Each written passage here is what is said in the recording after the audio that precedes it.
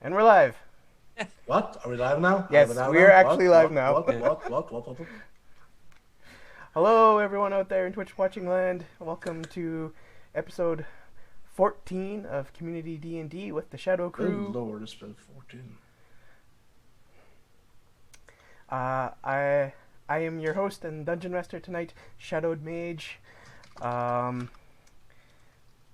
Make sure to check out all of the R of things in the chat, which Echo is putting there. Join the Arvanaut Discord group. Welcome. Check out all of Arv's books and things with exclamation point library, exclamation point Icarus, exclamation point Greyshade KS. Also, make sure that you can always check out the updated information on the Black Lives Matter movement with exclamation point BLM. And there was a new one that I think I saw you put. Yes, there was, people. Vote VOTE. Yeah. Victor, Oscar, November, Echo, vote. If you're in the U.S., make sure you exercise your right to vote. Mm-hmm. Or if you're in other places like I am, who have upcoming municipal or civic or provincial or state elections, whatever have you, vote in those too, because you really should. Mm-hmm. Yep.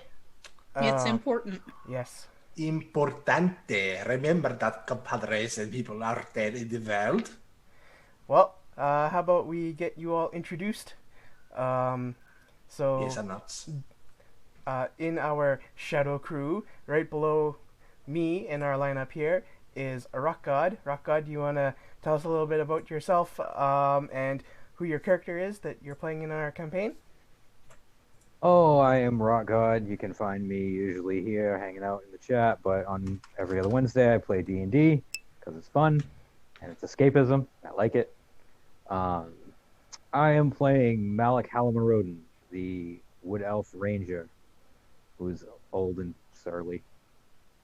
Actually, he's not that old for an elf, but he's surly. Oh, yeah. All right.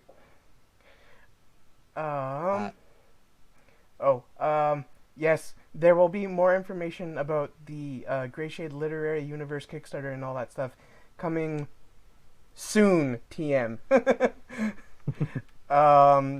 Just make sure to follow Arv on Twitter. He'll mention it, or he'll come. I'm sure he'll mention it on stream too when it eventually becomes gaining more ground on work on that. It was just delayed due to the pandemic, as so many things were. I thought he had a date though. There is a date. I'm pretty sure. Was it February or something? February 10th. Okay. I think. Or was it November? There was something, but I know there was... For some reason, February sticks out in my head. Yeah, Greyshade, I think, was February, while Icarus was November 10th. Okay. All right. Well, February sounds right to me, but I don't know if you had said any other month first, that probably would sound right to me too. Well, thank you, Rock God. I guess we'll move on to Hoodie from No Quarter TV. You wanna tell us about yourself and who your character is that you're playing in the campaign? Sure. I'm Hoodie. I stream a bunch of video games. I'm playing Isel Moldleaf, a very emotionally unintelligent but bookishly intelligent warlock who really wants to experiment on what happens to a cow when they touch a divination statue. I'm just so excited. Can't wait to jump in. Mm-hmm. More on that in a moment. Anything else that you want to plug? Not that I can think of. Okay. I want to plug Rock God ZD. His baked ziti. His baked ziti. I made an excellent baked ziti this week. I was telling everybody before we started streaming. Yeah, 4 different kinds of cheese, and I put ground beef in it, and I put like taco seasoning in the ground beef. So it was almost like taco flavored baked ziti. Oh, it's good. Very nice. That sounds good. I'm glad I plugged it. It sounds More amazing. like cheese flavored, just all cheese. Cheese is always good. All right. We'll move on down the line to Echo Alpha _X5. Oh, I feel the shadow embracing me. Hello, people. Welcome to another episode. Yes, it is me, Echo Alpha _X5. And I will be playing Roderick Rohirrim, who is a human rogue, and whose past you shall perhaps never know. Well, yes, but yeah, as Huri explained with the visions and all that, and touching the... Oh, what was it again, Huri? Remind me, please, Bookworm. The The stone? Oh, it was the altar. It was altar, the top of the Yes, altar. yes. Ah, right, thank you. The altar. Mine just got scrambled after that. Who the frickin' knows? I don't know anything anymore. But yeah, I don't think there's anything more to say other than I'm going to stroke that lovely pullet head right below me because she's a lovely, lovely tabaxi, and she's quite the assassin. You do not want to cross her. If you do, your eyes will be gouged out and she'll probably eat you. Well, she has proved very Friendly I- to some, adept. deadly to others. Yeah, adept in battle, but she's more likely to tell you a story or sing you a song, I think. I may have to rename her to Sabretooth probably soon. But yeah, Trish, you want to tell everyone about yourself, plug your things, and tell us a little bit about who Grace is in our campaign? I am Trishy Matson. I do some podcasting, some blogging. I'm active on Twitter and in fandom. I don't have anything particular to plug right now except for one's civic duty. Please, everyone, it matters. Yes. And I play in this campaign. I play Grace of the Refreshing Breeze, a Tabaxi bard who has a sharp sense of humor, sharp claws and teeth, and a very sharp rapier. And sometimes my humor is directed towards people it's not really safe to make fun of, but I enjoy an adventurous life. All right. Well, thank you. So, I guess that will now bring us to, I should give the little spiel about what happened recently in the campaign, Ah, the spiel. which is that at least last time, after having had a brief run-in with the titular dragon of Icespire Peak attacking them on the road, they had come to the Shrine of Savris, which they soon discovered was had been abandoned and then overtaken by a few orcs and ogres. But they had come here to see if there had been anyone or anything left that might prove useful in curing Malik of his were-rat curse. And so after dealing with all of the orcs and ogres, they found the altar in the main room, back room of the shrine, under which there was a scroll of greater restoration, which Isel then used to cast greater restoration and cure Malik of the were-rat curse. But along with this altar, anyone who touched its main top slab experienced visions of the future, which is actually how they Isel knew to cast the spell from the scroll, and that it would succeed and cure Malik. And of course they also got other visions, particularly of a sword and of them fighting the dragon on the snowy top of Icespire Peak.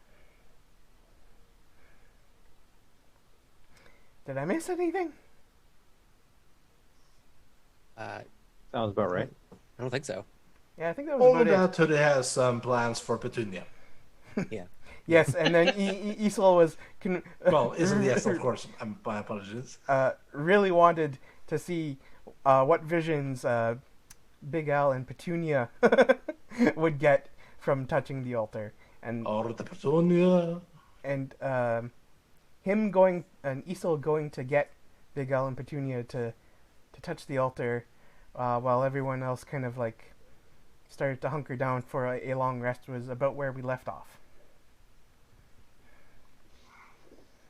I So, believe that I was making my way around, like doing a perimeter yeah.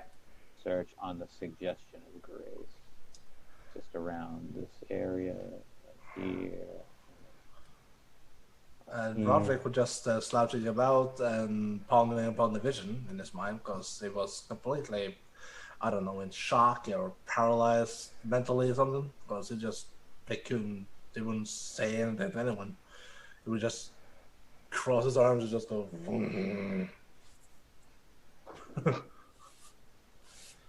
All right. He's probably gonna go mental. Malik, I guess, do you want to give me a perception check to see if you see anything while you're scouting around? Sure.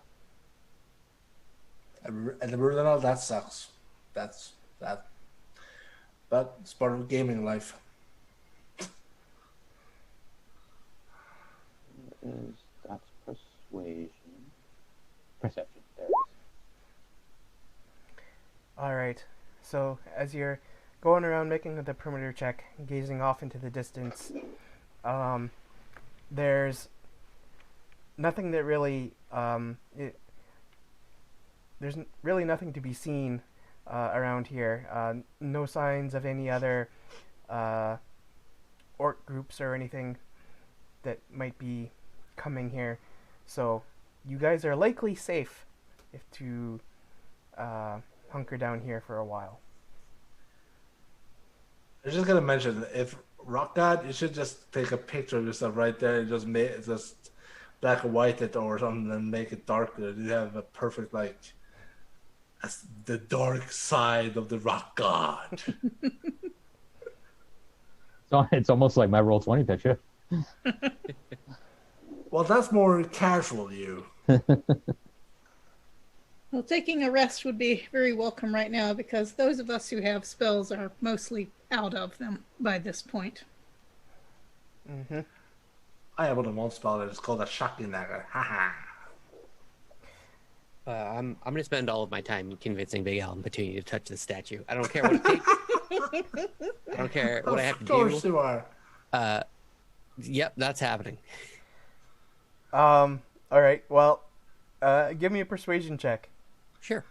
The only thing that would actually take Isla away from his books, and that is giving a cow to touch the top slab of the altar.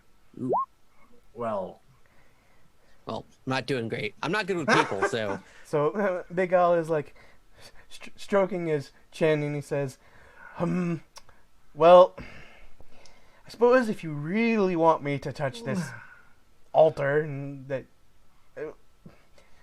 I suppose just a I bit of can, stone. but like what I don't understand why you want Petunia to try and touch it. well, I see your point. I'm going to say that we all touched it and we saw a various amount of things, but they were all relatively the same. If both you and Petunia touch it, and Petunia can see the same things that we see, then it means that this altar really isn't so much preordained. If she sees herself on top of a mountain fighting a dragon, it's more just a simple trick that someone's playing on us. It's just Petunia fighting a dragon? Yeah. Well, What? just touch the altar. Yeah, come with me. I don't have time to explain this. I just want to get this. I'm curious. Well, fine, I suppose. Can't hurt anything if you've all touched it and come away fine. And so then he starts to try and guide Petunia in along and follow you in. I'll just kind of briskly walk over to it, keeping all the doors open as we go. Arudinel, I believe Malik and possibly Isol also have the ability to talk to animals, either through spells or something else. And Roger is just left alone to just mutter whatever he wants. I start. I'm gonna start dragging over, like, because I'm sure there's rubble in here, so I want to make kind of like a step stool for Petunia to get up there. Well, So I'm just, actually, what it would be the altar would have to be like rolled back over the hole that's in front of it, and then she'd just be able okay. to like walk up and then like I don't know, lick it. I'm on board with that. So Big L, he's like, so he comes up and he like looking at the altar and he's looking at you, and he says, so all you need me to do is just touch this altar? Yep, that's really simple, right? Just touch it. Tell me what you see. All right. And then he steps forward, reaches out his hand, touches the top of the altar, and there's like this moment of like, it seems like he's just kind of like standing there. And then this long moment passes, and then he withdraws his hand, and he turns around and he says to you, was I supposed to see something? Did you not? There was no tomb, no sword, no fighting a dragon on top of a mountaintop. There wasn't even you, I don't know, living a very simple life, making butter skulls and eating a hamburger. He seems like he might make an insight check. Oh, sure. Did I just secretly find out he's a bad guy? Oh, Yep. man. So, Big Al is definitely keeping something from you. He definitely has some kind of secret. He likely saw something and he doesn't want to tell you what it was. I'm just going to narrow my eyes at him. Listen, Big Al, you're not a really good liar. Don't make me use this, and I'll just hold up my book. Use your book? Yeah, well, I cast spells from this. You didn't... I know I didn't play a large role in the fight that just happened. I just want to be useful somehow. I cast spells from my book. I'm going to use this book to shoot you with spells. I'm trying to intimidate you here. Are you not feeling that at all? Make an intimidation check. I hope for the sake of everything that it's very low, because I don't feel like... Yeah. Not a good intimidator.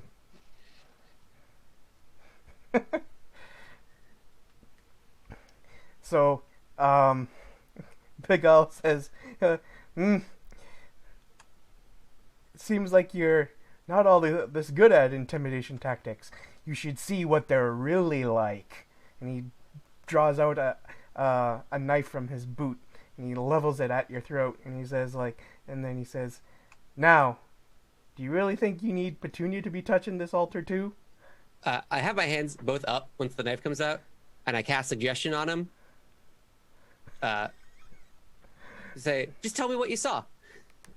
Suggestion, eh?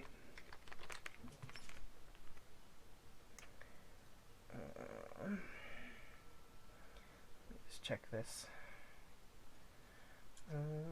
I'm pretty sure it's just verbal. Yeah, well, and material components, but that's... I got the book there. Yeah. I got that sweet book. Magically influence. Wisdom saving throw.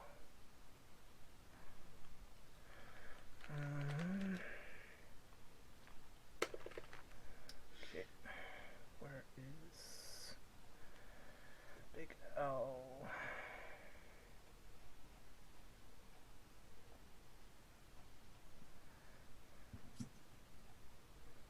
Going to go ahead and say a quick reminder to everybody who lives in the US to vote, because that really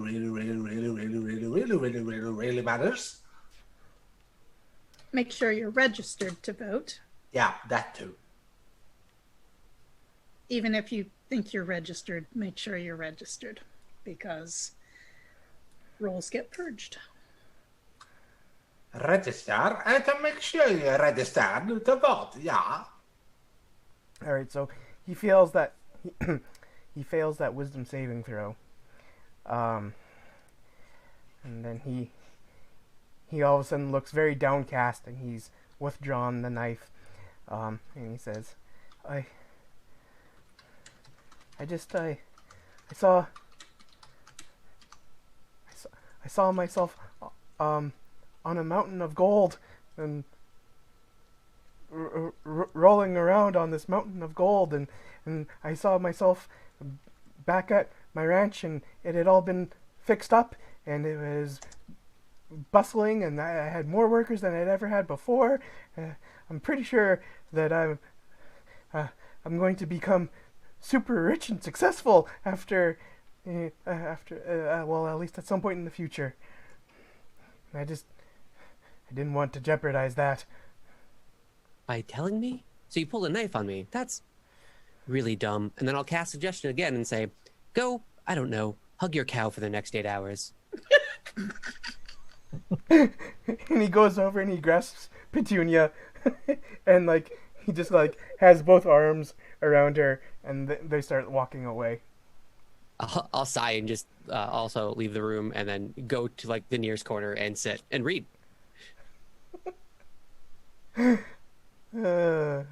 Is slouching And bookworm. Big Al and Petunia go back outside, where he will hug Petunia for the next 8 hours, or until you start concentrating on the spell. Which I won't. I think And by I- this point, I'm done making my rounds, and I'm going to come back and I'm going to see Big Al hugging Petunia Yep. and just give a.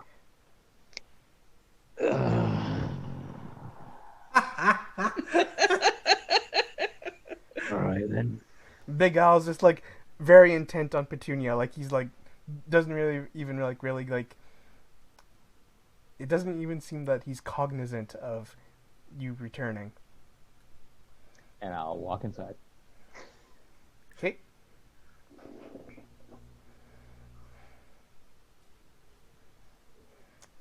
What time of day is it right now?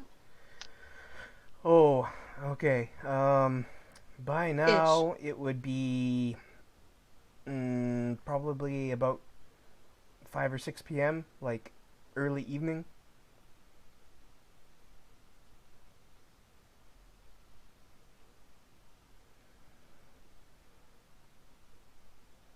Hey, Malak, how Yeah. would you feel about fixing one of those special dinners? You're such a good cook.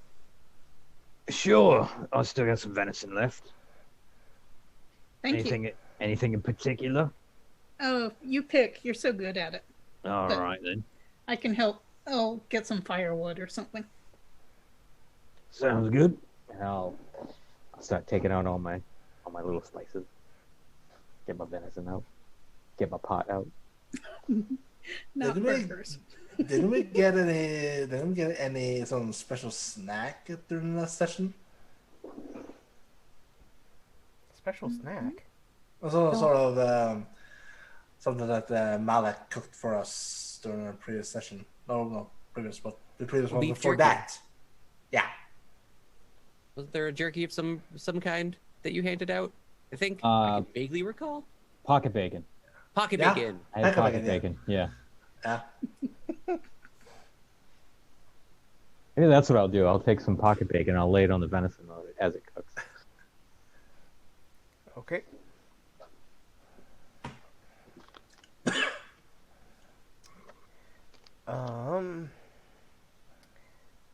So, And since I was just talking about it, I'm gonna season it with cumin, so it tastes like taco flavoring. And with cheese. Roderick, what are you doing right now? Oh, I think it's just still standing by the wall and just doing absolutely nothing. But seeing Big Al and Petunia, he walks back inside and rejoins the others. Okay. Well, that was a sight. Yeah, I came back and Big Al was out there hugging his cow. I can only imagine Esau had something to do with that, right? He saw a mountain of gold and pulled a knife on me. I just flip a page and I go back to being quiet. Oh, I guess it deserved it then, didn't he?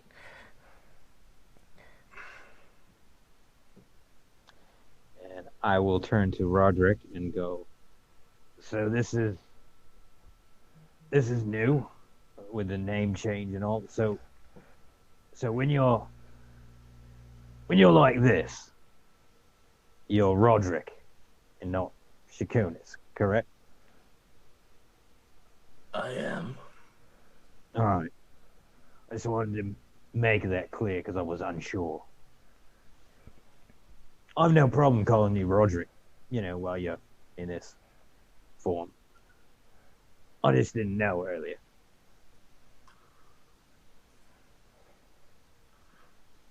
Well, let's just say the past, which you already know about on my sea legs.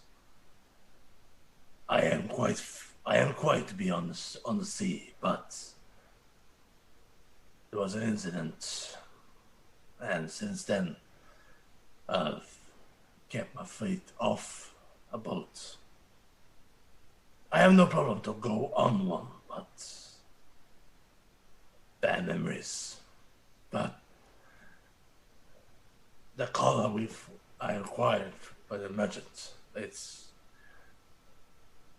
was like the deity sent herself on me, the ultimate protection. So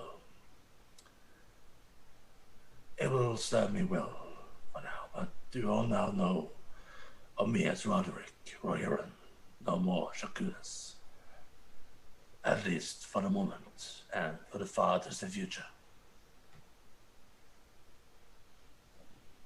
Yeah, I'm fine with that.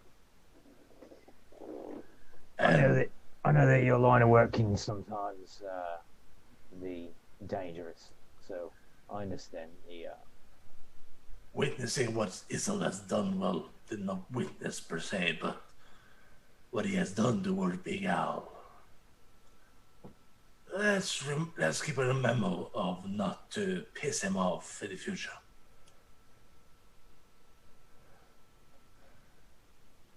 As deadly as Grace and I are with our blades, Isel seems to be far more cunning in the more mentally manners than he is physically. I'll give Isel the side eye and go, he's a right quick one, isn't he? Well, he's a smart one and quite a bookie.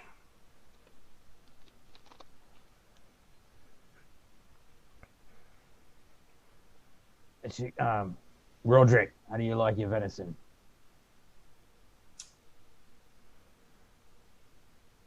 Adventurous. No, I'm in rare, medium, or well. I wanted to have lived a full life before I eat it. Yeah, well, the full life is gonna get us. It's gonna make it taste great. No, I totally agree. Adventurous is such a good answer. Surprise me. All right, then. And I'll go back to cooking. Right. Well, after I helped gather firewood, I will be practicing on my new lute again, my fancy lute. Starting out with some simple scales and then moving on to some fast ballads to work on my finger work. Did I forget? Well, does Grace have two lutes? I have two lutes now because I bought one. Well, the merchant that sold the collar was around. Right, the special fancy lute that does okay. the little magical sparkles and things like that. So I'm still getting accustomed to that new one. Halfway Right there. through one of your songs, while like the meat's cooking and all that stuff, everyone's kind of milling about. Easel's gonna stand up and just walk, just straight line directly over to you, I look up. Hi, it's me, Isel. Yes, Isel, hello. Good I to would see be you again. I'd be remiss if I didn't officially say this. I know that you have been traveling with us for inspiration, for songs and the like, but witnessing what you did at Butterskull and here has, well, shown me a bit of. Wait, I'm not very good at this. Would you care to join us in a more official sense, by chance? I put down the lute and stand up. Um, that is very gracious of you, Isel. I I do feel very comfortable with this group. It's quite affecting how quickly I seem to have become comfortable with you all, and I also believe we seem to work together remarkably well. Uh, and as far as joining your group, I think we are certainly knitting together as a group. We seem to have, certainly with the visions we've all had, it seems that we have a common destiny. But I appreciate your gracious invitation, and as the rest of the group, if Malak and Roderick are agreeable, I do believe we serve well as companions together. Good. I don't think there will be any problems there. I think that they will both agree with it because they always seem to agree with me. Well, this has been great. I'm very glad that you've decided to stay with us because we will most certainly need your help with the dragon. I'm going to go back to reading now, and I'll just kind of turn around and go back to the spot that I was in, just a straight line again, and sit down and start reading again. I stare bemusedly at Isel. And without looking at any of them, I'll yell over my shoulder, "You know what they say? The party that slays together stays together."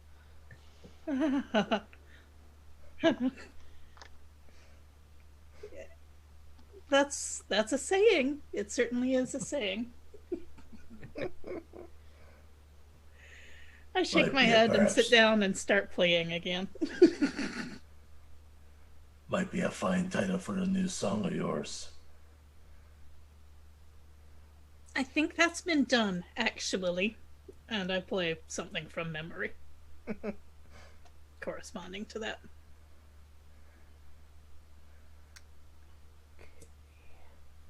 So, Grace, how long you been in Faerun? Oh, my family has been here for a while. I myself was born in Faerun. I believe my grandparents came over when my parents were small. From what is it? Meztica? Is that right? Mesticon. Yes, that's right. So I consider myself a native here, actually. Oh, and how far have you traveled? Not as far as I would like. I mean, my family did range the forests somewhat. As when I was younger, they would go on various hunts for different kinds of game. Sometimes there were commissions, and so I've been traveling here and there. But then when I went to study at the College of Lore, I stayed there for quite a few years, gaining experience, learning all sorts of songs, and learning some magics. So So I only recently started to travel on my own. I of course had a master that I was a journeyman with. I traveled with him for a while, and then we went our separate ways. He likes taking young ones under his wing and then letting them go, and so I've only been wandering by myself for a few months, and I haven't been to many really exotic places. Is your master the one that taught you all the skills with the sword? No, I went to a different master for that at the school, and then, of course, I've been learning on my own.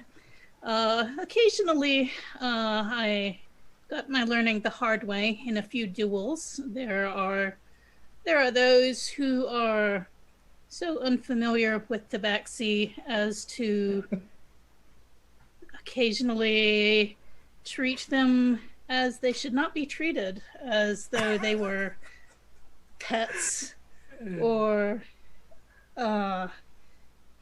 other ways that one would not treat an intelligent person. And so I've had a few very hostile encounters that have sharpened my skills considerably. Yeah, I like that. They never see you coming. They underestimate you. That does tend to happen. People don't expect a large cat to be good with anything other than her teeth and claws, and although I can wield those, they don't quite have the reach that my rapier has.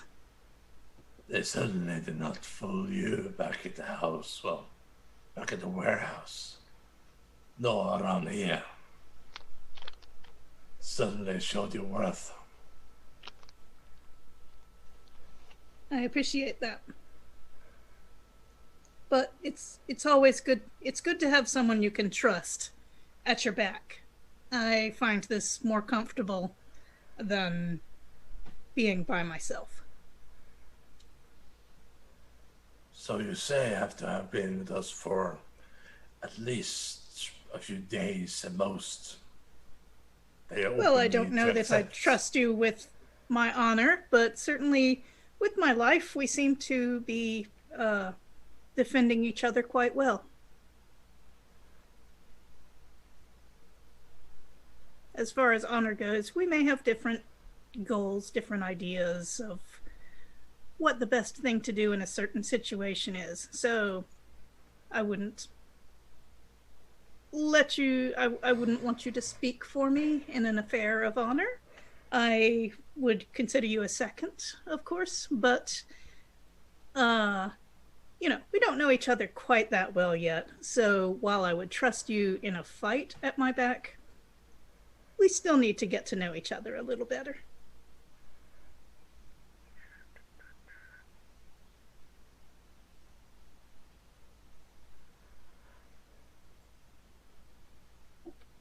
Perhaps you disagree. Roger just says nothing more and just keeps sitting down by the bonfire, well, by the campfire. I imagine we have already set it up and everything, so. He's a mysterious one, he is. And I'll start passing out all the venison to everybody. Aso, I made a plate for you. Oh, thank you. You can just leave it in front of me. Every single time we do this sessions, it's such the bookwormiest of the bookworms and all the freaking D&D and the TV series and whatever it wants. Sheesh, boys. And Knox, it was Issel's doing that Big Owl had Petunia for 8 hours straight. And I added no qualifier for bathroom breaks, so he has to go there.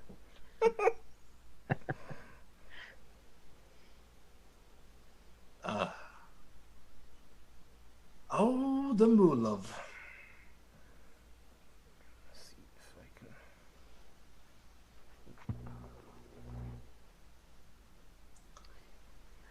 Well, I, for one, Grace, am glad that you've got our back. You are quite the fighter, and you're quite the musician, too. Thank you. Thank you. I find this a congenial group. Some of us are more sociable than others, but we all seem to get along pretty well. I still wonder how it would go if there was only 3 of us. With you and Liesel taking care of that of the one side and me on the other side alone. There were some big ogres there, and it took a lot, and if it had not been for Grace, perhaps it would have been over for one of us. Well, probably in that case you would have approached the situation a bit differently, but it is nice to have options.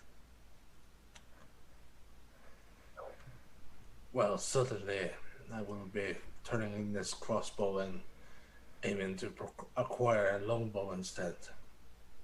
It feels more appropriate. A longbow? I might know someone that can get you a nice one. Get you a good price on it, too. I do not spend anything less from a wood elf like you, Malik. I can make you one if you want. I made this one. It's nothing special, but, you know.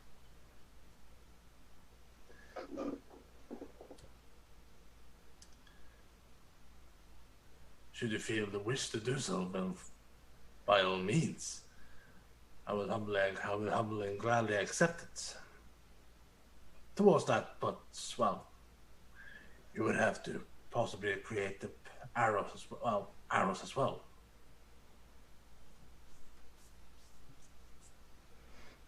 Oh, I got plenty of arrows. I can give you some. And it's settled then.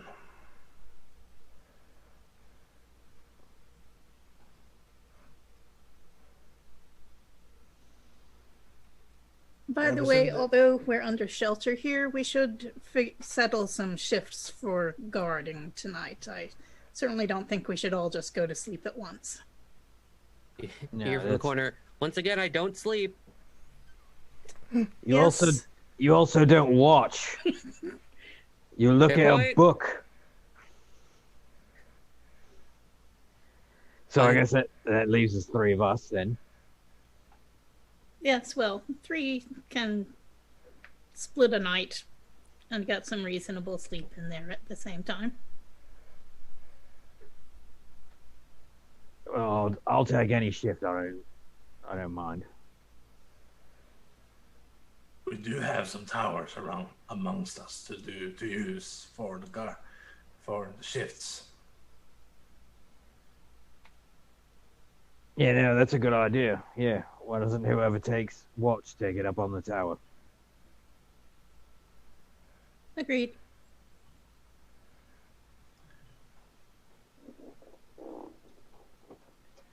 Well, Grace, since it was your idea, do you want to take first watch? Fine. All right, then. Provided a moment of clarity to dwell upon your being amongst us.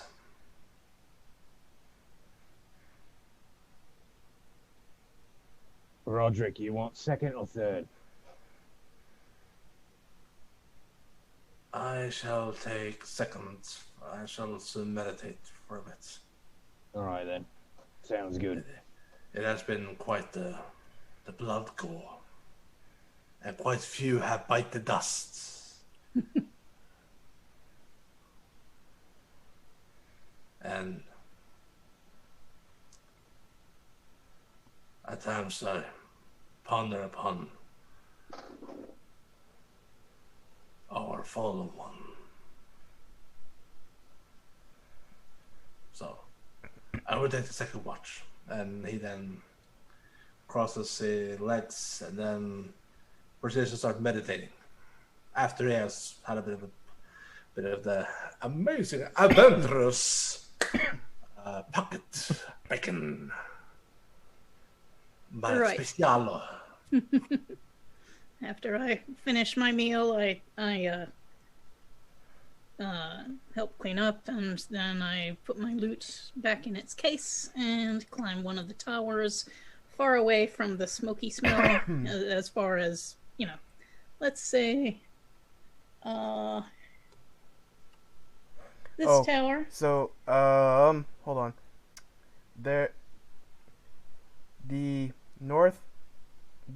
only the northeast tower is still standing. All the rest are rubble. Oh, well, that crumbling. makes the choice quite simple. Yeah, it's the one. Here I am. Yeah, the only tower with a top where Shikun or Roderick just obliterated that orc sentry. And it was an amazing moment as well. It turned to jello. All right, so, I rolled a thing. Uh-oh. Oh no. So a little while into Grace's shift, right when the last of the daylight is fading, probably about between 8:30 and 9 p.m. You can there's the sound, a now unfortunately familiar sound of a dragon screech from up in the sky. Oh my god! Well, that was to expect, people. And then you can see the dragon circling above up in the sky, and then it comes down and perches on the front of the ruins there, and it looks around. I'm assuming the moment, because like dragon wing flaps are not exactly not audible, so we would have ushered Big Al and Petunia inside at least. Well, you already had Big Al and Petunia inside. Okay, great. Is there a roof on the central ruins? There is not. So you can see the dragon. The question is now, does it see you or anything else? Did Malek put out the campfire? Well, assuming everyone was inside, that still had a roof. So. Ah, sorry, that's what I meant. Yeah. So the dragon doesn't necessarily see anybody, maybe just a building.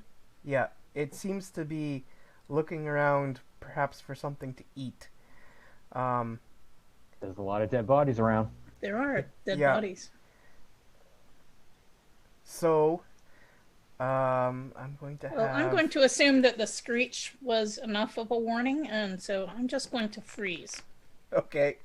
And I am going to cast Pass Without a Trace. I'm Well, going to question- continue reading. Question is do the people inside know have heard the dragon? So I need all of them to make a perception check. I'm having the dragon make a perception check to see if it sees Grace, Perception coming up. and then I need Grace to make a stealth check. Yes. 18.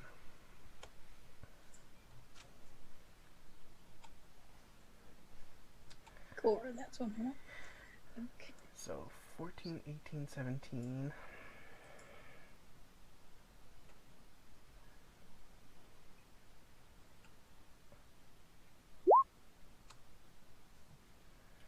Oh no.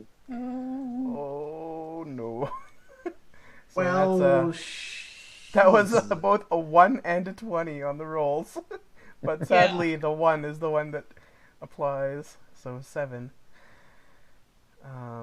And... Can I give myself bardic inspiration? well, to anybody who is watching the stream, you can, if you want to provide an inspiration for Twitch or any, well, you can do so by purchasing a tier 2 subscribe, which is, it is September till September the 30th. So you get 20% off new subs. And if you subscribe at a tier 2 on the Twitch, then you get an inspiration. If you want, you can also tier 2, yes. And at the $10 level of the Patreon, if you do exclamation mark Artreon, that's ARV TREON. Let me do it for you. There you go. Right in the chat. Oh, holy. Well, what Shalom I just put in there as well. So. All right. It's another player. Come on, people. Help us out. So. It's that mean bloke at the top of the screen. He's just a meanie. The dragon has definitely detected something on the tower there, so Grace's presence. And it just kind of like roars at you, and it like kind of like is glaring at Grace. And then it flaps and goes over and lands on the roof over here, still looking at the tower, at Grace. Mm-hmm. And then it goes over and picks up the body of the ogre and flies away. Okay, I do not do anything to impede that. Now's the time to fight it, clearly. And all of the rest of you have definitely heard the roaring dragon from outside. Well, Roger just goes, not again. And he just stands up and he begins to... And so then, like, basically, like, right when, like, if you guys would, like, start to, like, if you were to move to go outside to see, like, if anything was happening, right about then is when you would hear, like, experience this thump on the roof on the corner as it was moving around.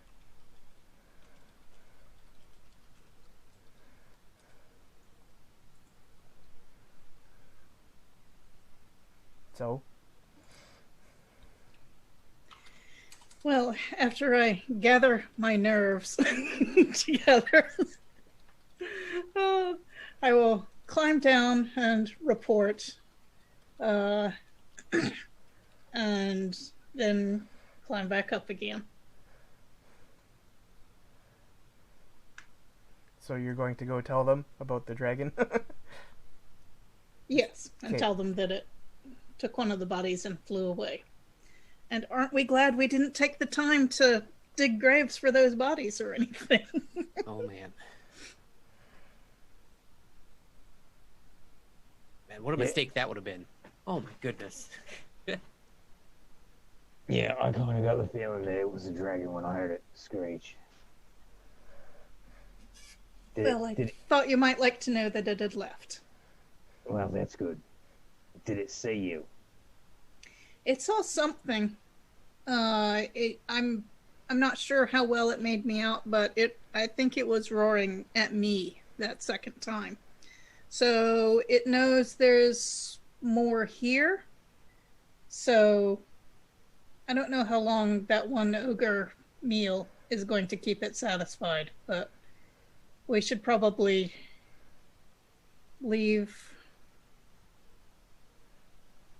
I mean, leaving now would be the safest, but we're all tired and need rest. So Yeah, no, I think leaving now would be a terrible idea. I mean, he just came here and grabbed something and then left.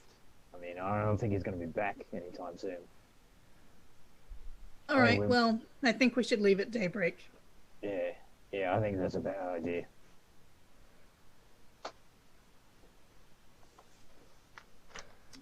Okay. So the rest of the night and the watches will go uneventfully, and you will then come up on daybreak, and you'll have a decision to make about where to go.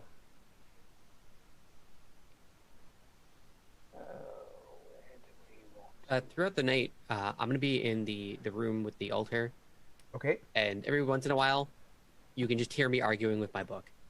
Every once in a while. Not very often, but it does come up. And then that's it. Added that little piece of flavor. Okay. Also, any of you who would have been like staying in this main central chamber for most of the night, give me a perception check.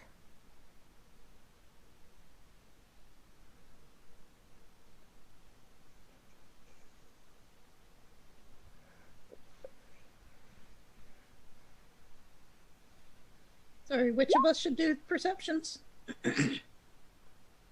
I guess might as well make it all of you. Okay. Okay.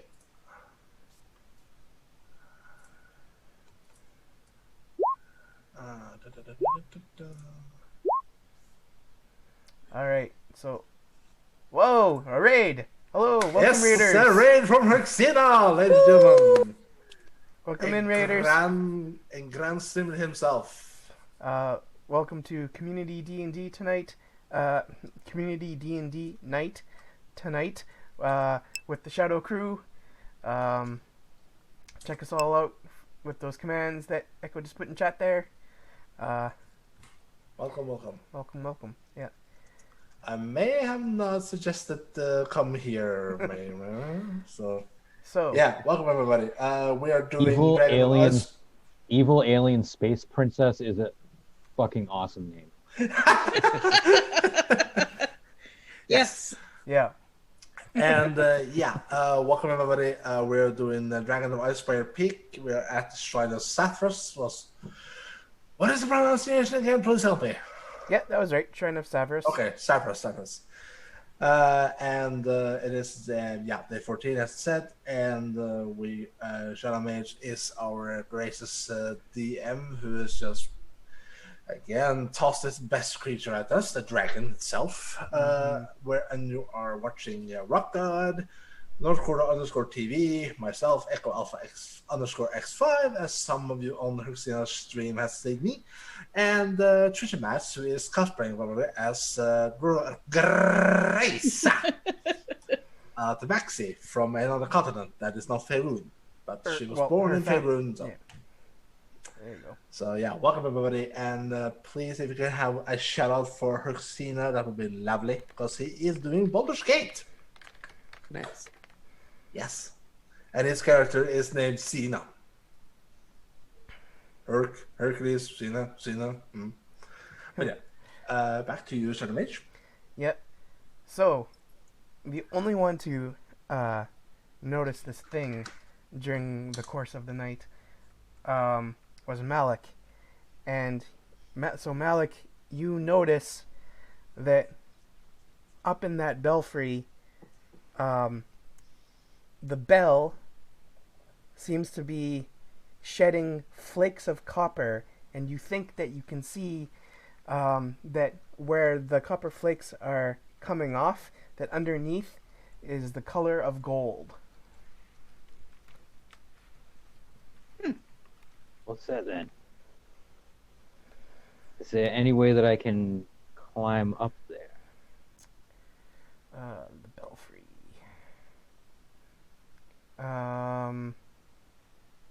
No. There's no like stairs or anything. It's just kind of like an open tower part. Grace is at the I will tower. wait. I will wait until my shift is over and everybody starts to wake up.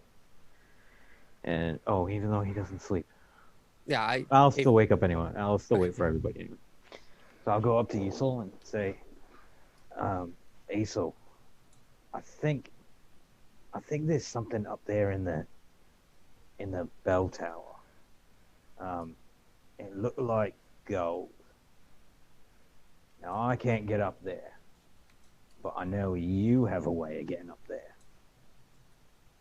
What you say you go check it out? Well, I also have this, and I'll take out the Crown of Greed and pulse it. Oh. It is Directly. not. It is not gems nor magical. So yeah, all right. there's no ping from the Crown of Greed. Oh. Are we there? Is the Yeah. boy? I'll put the crown on my head and then like kind of have a smug grin on my face and then a frown. And gold isn't a gem, is it? Okay. All right. No, And I'll put the no, it's not. crown back in my bag. So fine. And then I'll sprout the wings out and then fly up. Okay. When you're up there, you notice that the bell is indeed flaking copper paint to reveal that the bell itself is actually completely made of gold underneath. So do you want me to cut this down or how are we doing this? Yeah, so just for a description here, the bell is 3 feet wide and looks like it weighs about 50 pounds. And it's hanging from a fixture bolted to a wooden crossbeam. It's bolted. It hangs from a fixture bolted to a wooden crossbeam. So like it's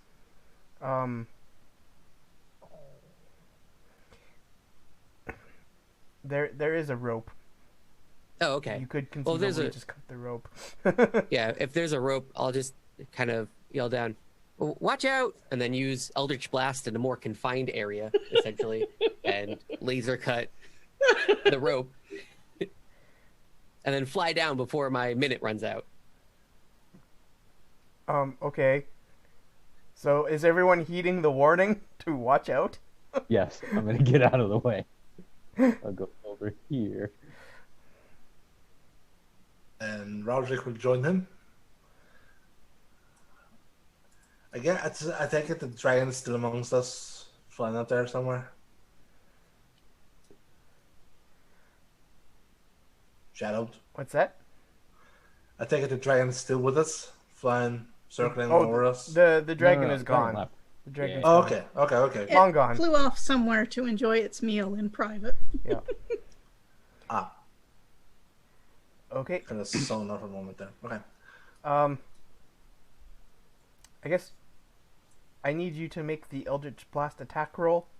Sure.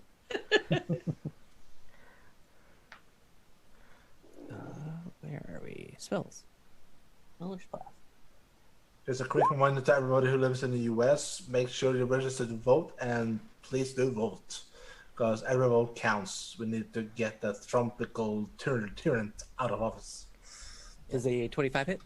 Yeah, that will hit, and the 13 damage will be just enough to destroy the crossbeam.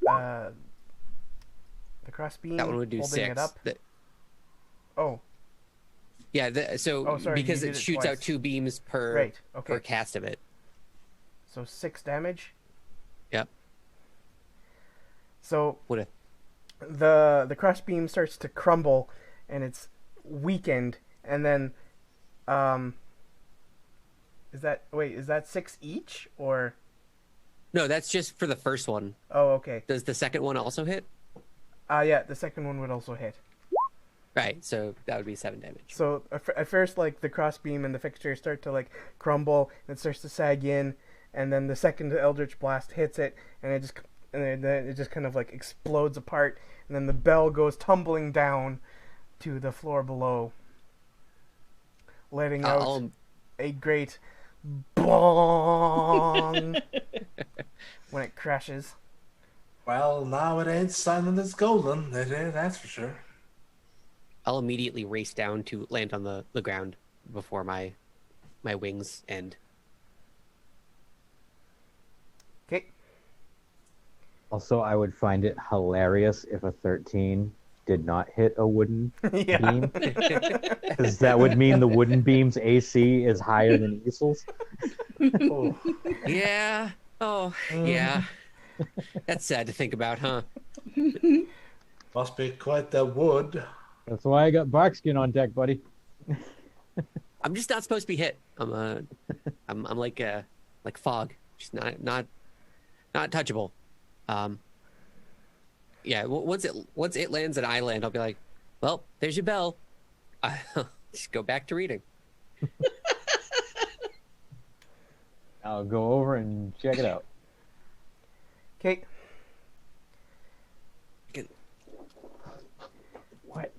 does it look like I can do with this bell? So yeah, this bell. So now up close, you can see that there's this flaking copper paint, and the bell is about 3 feet wide, and probably then about 4.5 feet tall. Made of gold, and so it would weigh about 50 pounds. Gold is surprisingly light. It's not like it's lead. Well, I don't really know what we can do with this thing. I can't imagine carrying it around with us. You would also have the knowledge that like a bell of this size, made completely of gold, would be worth about 3,000 gold. Although we should carry it with us. It would be tough, but we should definitely carry it with us. What do you say we go back to Fenland before we, head out to where were we going? Is there The loggers anyone? camp or Exhome? Is there anyone in Fanelin who would be likely to have the resources to buy a gold bill for 3,000 gold pieces, or do we need a bigger city? Yeah, no, there was that lady, the one that we sold the jewels to. What was her name? I wasn't in on that. So I don't remember names at all. That's It was right before we met you. Yep. I should have it here in a moment. Was Where is it that? Miriam or Marsha? Or Completely Shield forgot. Buster. we do Um, also have quests to turn in, so I'm not amiss to going back and earning a bit more gold and seeing what books I might have in storage. yeah, we can go back and tell him about Huggy McHuggerson and his cow. Oh, that's right. I'll look over at Big Al. Is he okay? Is he still hugging the cow?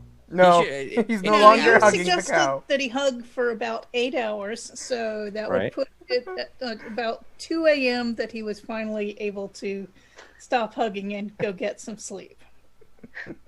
Go to the bathroom. Oh, he'll probably just collapse on the spot and go, ugh. If he looks angry at me again, I'll I'll just hold up my book and smile at him every time. Well, I don't think Petunia would mind actually just getting the more love from Big Al because, hey, cows and humans, they mix. How do you think we have farmers in this world? This is getting into disturbing territory. Okay, so you want us to go back on the same route where the dragon has attacked us before, but I guess we do need to. And he does have some more food here. Hopefully, we'll keep him interested for a little while. Yeah, unfortunately, that's the only way back. I mean, we could go through the mountains or through the Neverwinter Wood, but that would take 3, 4, maybe 5 times as long. I think our best bet is to get back on the road and head back to Vanman there that way. Well, if it were done, it were best done quickly. So let's start getting together. Let's see. You know what, Grace? I'll tell you what. If we encounter the dragon on the road, then I'll give you half of my cut of the bell. I suggest that we space out our retinue a little more than we did. Let's not cluster together again as we're on the road, because personally, I'd rather not face a group attack like that again anytime soon. All right, I'm fine with it. What about Big Al and Big Al and Petunia? Are they supposed to come with us back to Fandolin? Yes, they'd probably be safest in the middle. If as safe as anyone can be. Well, I've heard what I need to hear, so the faster we go, the more we make haste. Well, Roderick, why don't you go first? And then Grace, you follow behind. And then Big Al in the middle. And then Esau. And then I'll be in the back. Alright. And so he gathers up his belongings and possessions and then just starts moving through on the road. I'm gonna start strapping the bell to the horse. Okay. As we're all getting ready, I'm just gonna just come right, like, sneak up on Big Al essentially and just put my hand on his shoulder. Hi, it's me again. Big Al just kind of like jumps a bit and he kind of like looks at you and he's like, Yeah, don't I bet you want regret to that really whole knife be incident. talking to correct? you right now. Well, I was thinking all last night about what you had seen, and I know that this isn't a mountain of gold, but I can't say I'm happy about your ranch getting shut down permanently, so here, and I'll kind of discreetly hand him a bag of 100 gold. And his eyes kind of go wide a little bit and he like takes the bag and then like just like straps it to his belt. And he's like, I'm sorry. I'm If I made you soil yourself last night, but you earned it. So, well, keep up the good work. I won't be saying no to this. Thank you. I guess you know, if that vision comes true, if you ever be needing some butter or if you're coming by the ranch and you need a place to stay, you'll always have a place. Good. I'll just look at him. I'll say, good. And I'll have a very mischievous grin on my face and hold up my book again. I'll be looking forward to it. And I'll walk back to my stuff, getting ready. And then I'm going to go check out the altar again real quick before we go. Okay. What are you interested in at the altar? I mean, I've just been studying it's more of a character flavor thing. Okay. It's a whole preordained destiny thing, and Isel can't handle it, and so he's just studying it and what it's about, and trying to detect magic on it and all that biz. Oh, in which case, yeah, the altar is definitely imbued with divination magic. If you touch it again, nothing happens. Okay, yeah, that's what I figured. So, great, yeah. He'll spend all of his free time around that altar, just finding out what it does, how it works. But since he probably doesn't understand the magic behind it, yeah, that'll just be it. Okay, so everyone's on their way back to Fandolin. Let's do a fun animal handling check just to see how I mount the horse today. Been a while, guys. Okay, I'm Can't forget that. Nope, we can't. Doing great. Doing good work. I was so expecting a critical failure. So, yeah. All right, let's get all the bad rolls out of the way. So, Nope, I got the good one, yeah. so Big Al and Petunia take off, and then I look at Malik and it's like, I've been practicing. Watch. And I go to get on the horse, and I just jump, and I slide right off of it. Uh-huh. Damn. I'll dust myself off. Wait, no, I see. I've been practicing. I've gotten better at this. Just don't tell anyone else. I'll try to get back on again and fall off the other way. It'll be great. It'll take like 3 or 4 attempts before I finally get on that bad boy. You're doing well, so keep it up. Roger doesn't pay attention because it's just he knows that Issa will never ever get it right, so he doesn't care anymore. I'm like caked in dirt from having fallen on the ground so much. Thank you. I've been practicing. But he is smirking like the bejesus.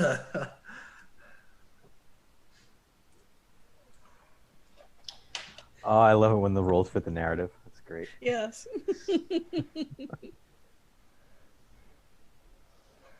So, riding along. Yeah. But So did Malik begin to make that longbow earlier, or through the night, or was it just a suggestion for later? No, that was just a suggestion for later. All right, Maybe when we have some downtime. all right. 20, On the road to Vandalin. 50, 60 miles back to Phandalin. So Wow. 60 miles. That'll take you, well, several hours. So from As we go, I'm going to keep an eye out on the sky and behind us and that's the a road. good point. I need to roll that again. All that stuff. It's a good idea. I'll keep an eye out on my book and my book, my book and my book. No dragon sighting. Do I see anything with my 27 perception? Oh. um. Sadly, no.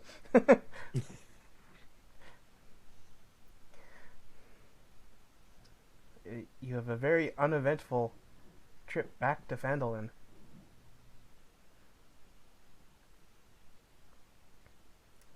Hooray, what kind of what was Asimar? Was it celestial, like with sort of blonde hair?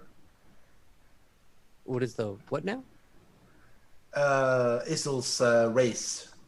Oh yeah, Asmar. Asimar. Yeah. Celestial? Yeah, it's like a tiefling. It's the opposite of a tiefling, essentially. Just because I don't know why I've just been watching Good Omens clips on YouTube recently. I don't know. I get such a weird Isil vibe from a Light. Yeah, I get that. I get that. Yeah. With the whole books and the behavior and all that. I never thought about that, but I totally see it. So yeah.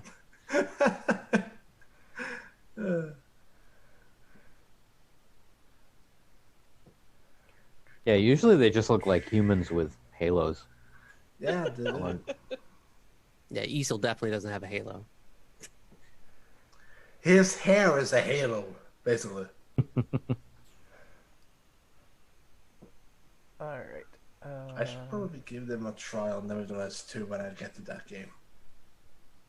Already got 3 characters going on the enhanced edition on the first, so. Is Isel a blonde fella? Yeah, he has it's like dirty blonde hair, but it's light enough to be mostly blonde, and it's very long hair, with the exception of like the front. And it's always pulled back in a ponytail. Does Isel have a mullet? No. Oh, yes! It's way longer than that. It goes like halfway down to his back, but it's tied up with with blue ribbon for most of it, all the way down. Oh, nice. It's been so long since we did our like character descriptions. I don't remember. Yeah. I forgot my character was covered in like gold chains that were wrapped around that attached to the book. Like I totally forgot about that, and I was like, oh, that's something useful. I should totally forgot about that too. Yeah. We actually keep saying that sometimes we should have a sort of an offline session, well, not a session, but an offline talk amongst us on Discord, but we never do that. But we should actually get one, because I remember Terry just wanted to possibly make character art illustrations of our characters. So we should have a sit down and discuss our character descriptions. I mean, I did mine out in Photoshop. My character description is done. Dunzo. Yeah, well, you're creative probably. I'm not. Well, I'm creative in the other way. As Church Masters was saying in the chat, I would post on my club. Thank you very much for that one. And I'm very proud of that. What was it? Senior Robin, whatever. But, Sir Robin. Sir Robin. Bloody hell. Oh, well, I must correct that one. But yeah.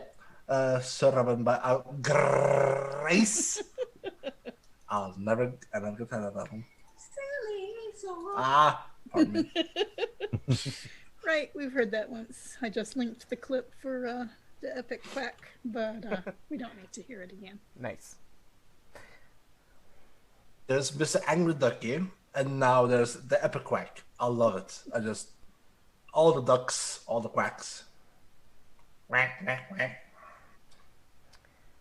All right. So you've arrived back at the outskirts of Phandalin, and as you start to enter the town, Big Al and Petunia kind of like call over to Malik, saying, "So, is there somewhere in town, do you think, that will put up me and Petunia?" Yeah, the Stonehill Inn. Well, Did you provide much? but what much about for your- Petunia?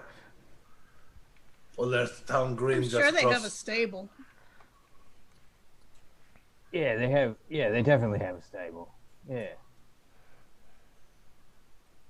And there's the town green just across from this inn, so.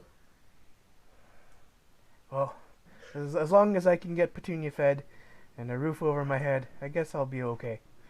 All right, I'll check that out then. But Don't forget about Petunia's needs too.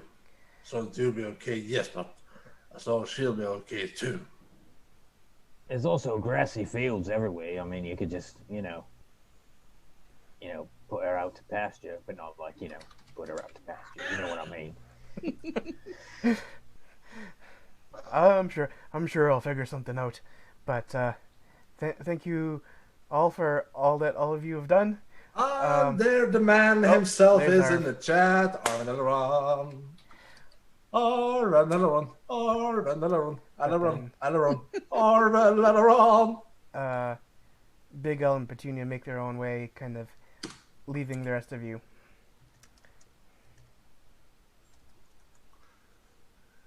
All right, then. What do you say we get this? Bell? Sold off. I think maybe if we take it down to the miners' exchange, I think maybe they can give us a good price for it. We also have to talk to that, what's his name? That idiot man in the house. The The town one who speaker. pays us. Yeah. Yeah, the cowardly one. Harbin. Harbin, Oh yeah. no, the yeah, Harbin, that's right. Yep. Shout out. Just a little recap.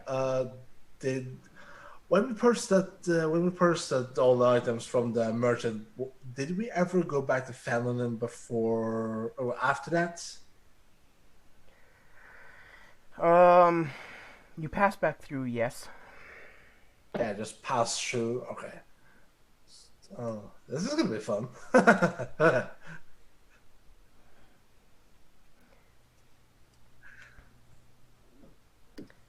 Okay, so So, what's the first order of business? Probably the bell.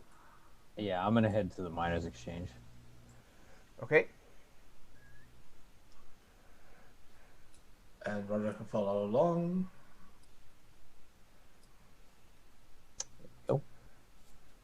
Yeah, I'm definitely following. I'm doing the thing where I'm not even gonna get off my horse to go inside because I'll have to get back on the horse again once we got out of the mining exchange. Good We'll stay plan. on it, reading the book until that's all said and done.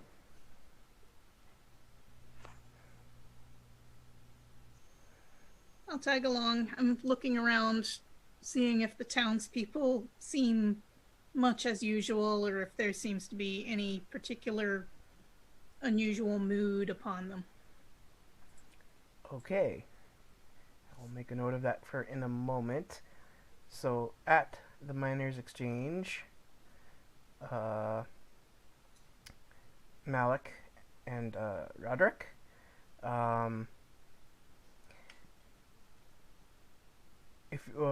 When you go in, the stern-looking human woman inside kind of like looks up from her desk, and she says, "Oh, It's you. Wait, who's that with you? I don't remember him from last time. Anyways, you're back. new? You must have something new that you want me to appraise or something or other. What is it this time? Before Yeah. Matt speaks, Roderick nudges him and will go, Let us keep it all a secret from these people. Only you and our party shall know of my true race and identity. Yeah, I got you. Yeah, he's new. We picked him up on the road. He's from Flan. He's kind of lost. He's with us. Anyway, yeah, I got quite a large golden bell that I'd like you to take a look at. Her eyebrow kind of raises a bit at that, and she says, Golden Bell. Is this by chance from the Shrine of Savris? No, not at all. Make a deception check. Yeah, I was That's going to a suggest great that. lie. That was great. Could actually be a double one on that one, deception and persuasion. Never heard of the place. Oh, deception. Yeah. I'm Only Savras I know of is Babylon 5. 10. Eh? Okay. Let me do.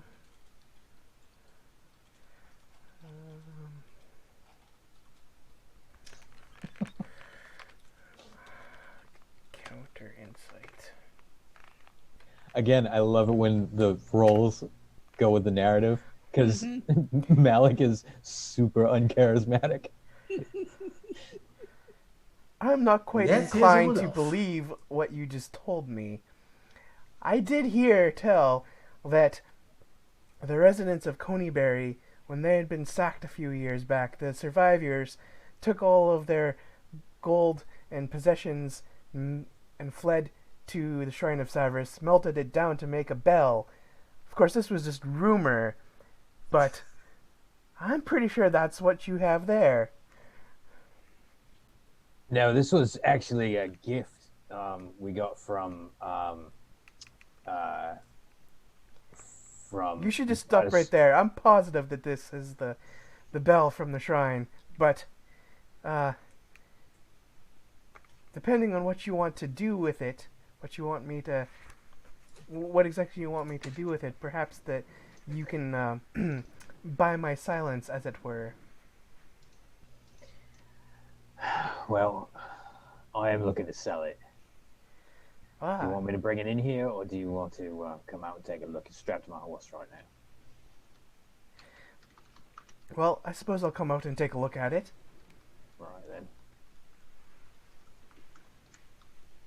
So she comes out, she takes a look at it.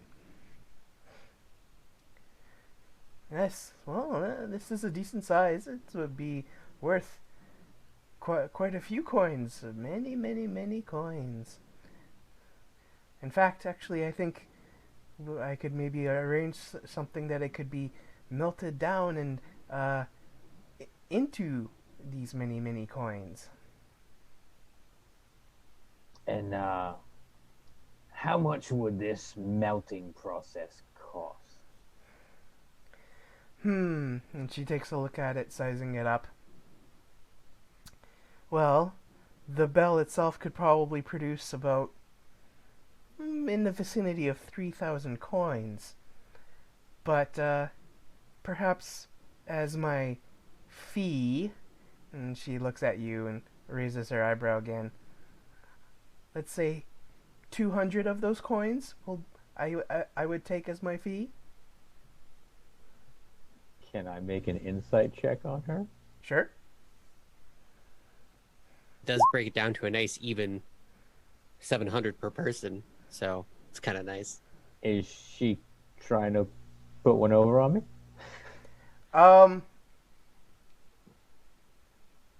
She seems like she's probably making a decent offer. Like it's A not fair offer? Yeah, Yeah. it's pretty fair, Okay. or at least she certainly thinks so. You said 200 gold for the finder's fee, huh? Yes. Yeah, I think I think that sounds about right. Well then, I can certainly take care of this for you then. It will take a while, possibly about a week. I assume I can put it on your account, as it were, for you to pick up when you come back again. Yeah, definitely. Yeah, we'll be around this area, so Yes, if you just I've heard tell of some of the things you've been doing. yeah, right then. If you just want to write me a receipt, that's MALAK. Okay, okay. HALAM.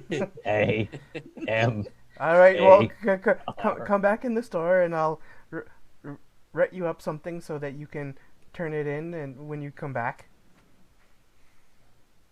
All right. That's not looking Sounds good. Okay. And she like writes up this kind of receipt or invoice, and she asks you to sign it, and then like leaves it with you for you to turn in when you return.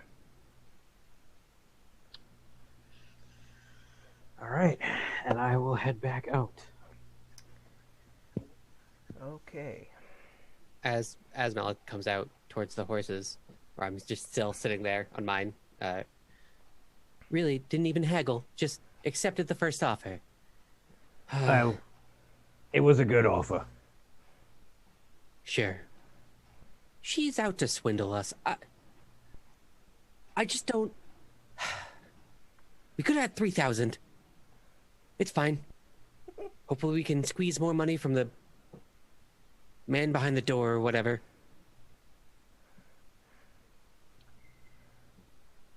Yeah. Well, About guess we that. could've- Why don't you go and talk to that guy, right? I'm gonna go over to that the armorer that Roderick met before. And I want to find out maybe a little bit more about this scale mail that we got from Big Al. The Mithril. That's the one. Okay. Sure, it would be my pleasure. I'll look back at Roderick and Grace. Anyone coming with me or going with Malik here? Come along with you, Easel. Well, I was hoping to acquire the longbow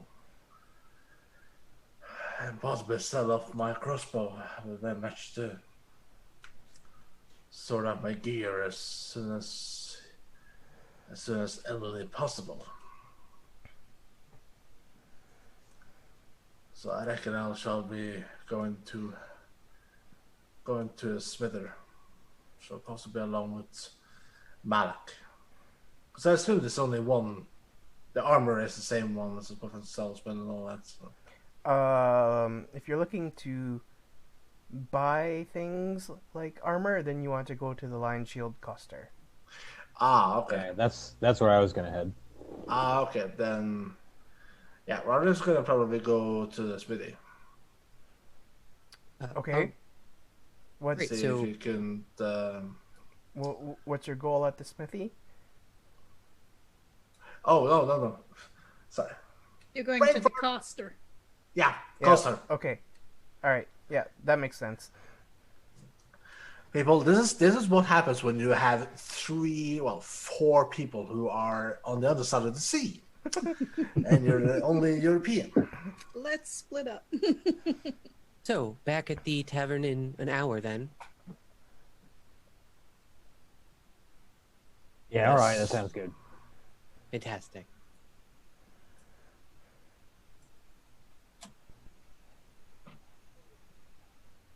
Where is this dude's house? There it is.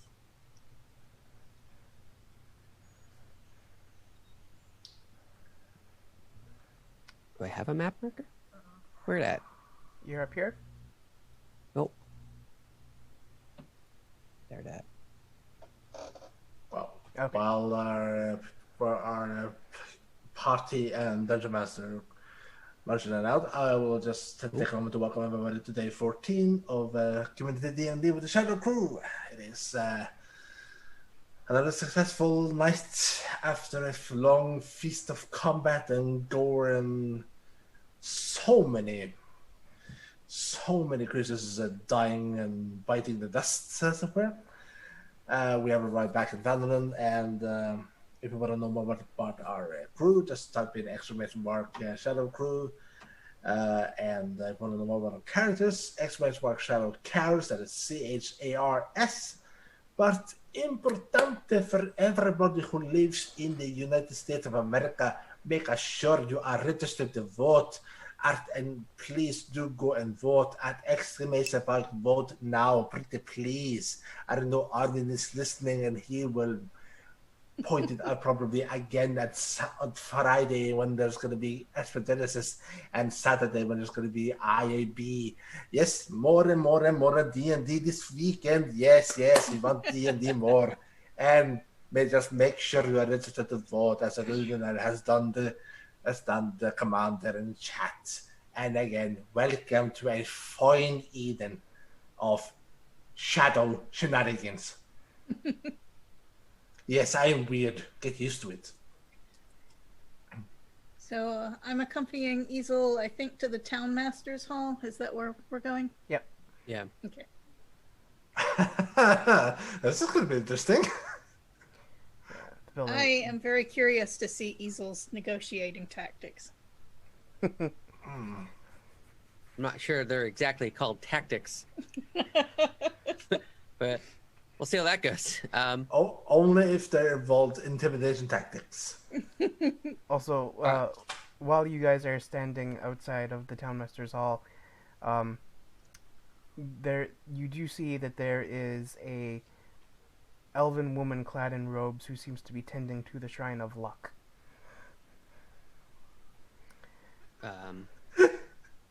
Isel would ignore that like pretty hard if it looks religious in any way. Where is it? So the Shrine of Luck is up here. Ah. Right there. The label for it is up there, but it's pointing Oh, to... I see. Right. Yeah, we would have gone Pointing to past that. it to get to the Town Master's Hall. Yeah. Okay, well, I notice it, and I may come back later, but right now I'm on Easel, because I kind of feel like he shouldn't go around unattended much. Okay. That's a good plan. So, how are you approaching this, Cecil? I'm gonna try and thaumaturge the door open. Good, duh. Don't even bother with the doorknob. that correct me if I'm wrong, That's but why you don't- that only opens the door if it's unlocked, right? If it's unlocked. Yeah. So it'll just rattle in the door frame. See, and that's why you don't leave your easel unattended. And then I'll try it on the windows. and then you hear the voice call out from inside saying like, who is it this time? Is it that damn Elfin, the blonde guy again? Who are you? Leave me alone. Oh Back my at Grace God. and smile, and then the ground will shake a little bit. I'll go, "It is I," in a booming voice. Open up your door. Damn Letting it! my ears Tiny flat man. back against my head. All the gods, damn it, to the 9 hells and back. I knew you would be back at some point, but I was hoping it wouldn't be today. Well, we did more of your quests, so if you could please open up and pay me money, that would be absolutely wonderful. And then you hear movement from inside. And there's a shuffling, and it comes right up by the door. And he's like, well, you just hear this like heavy sigh, like,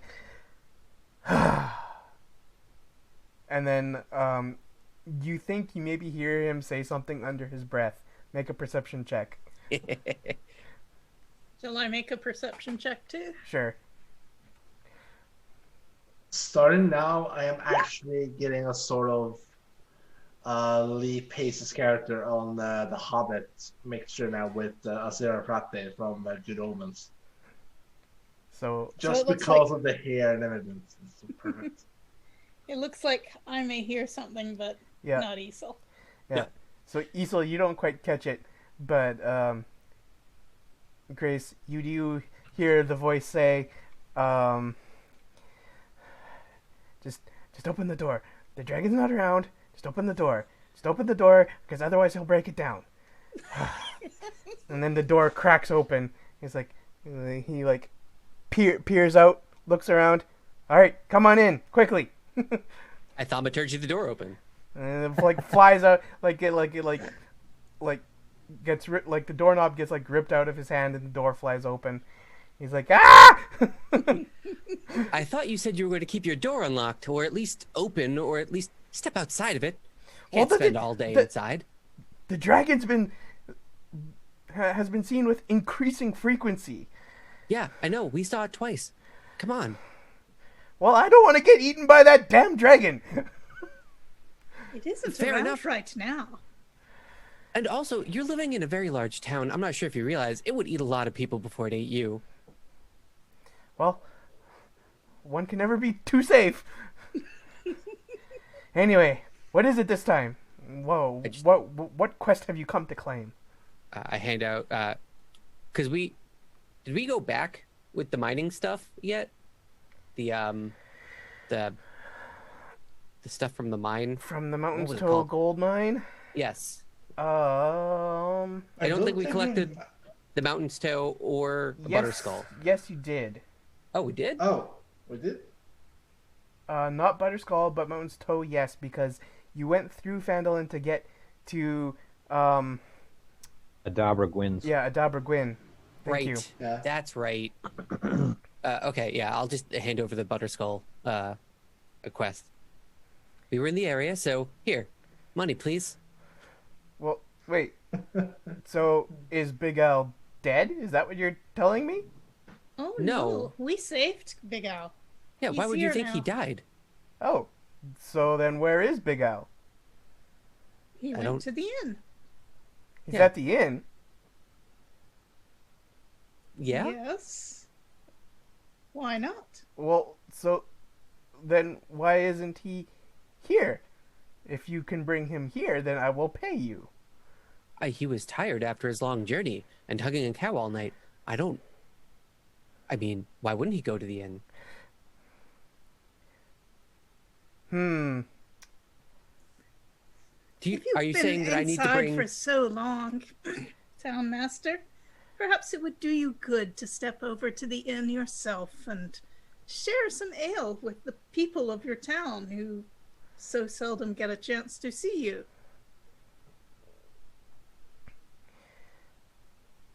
I don't think I'll be stepping outside today. But fine. I'll believe you that Big Al is at the inn. How gracious of you. How about this? I'll write you a note, and then you get Big Al to sign it, and you come back with it, and then I'll pay you. Or you could just come with us to the inn and see Big Al and have a drink with your townsfolk. I think it's a wonderful idea. Make a persuasion check. Both of us? Me assisting him? Sure. I don't know. Ah. The suggestion that Isel did on Petunia, well, Big Al, was that a spell or was it some racial I used trait? suggestion on him. Yeah, Yeah. it Yeah, was well, a spell. was that a spell or what? Yeah. No need for So a how spell? many can you cast that spell?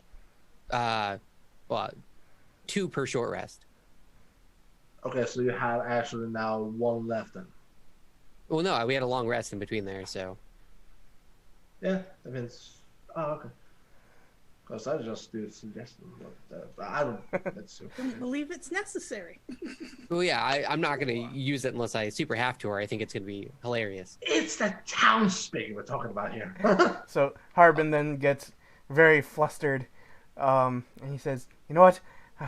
Fine, I just believe you. This is been more hassle than it's worth.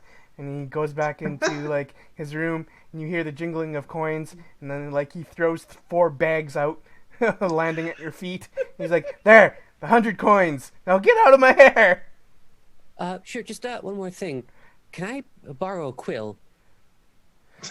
You,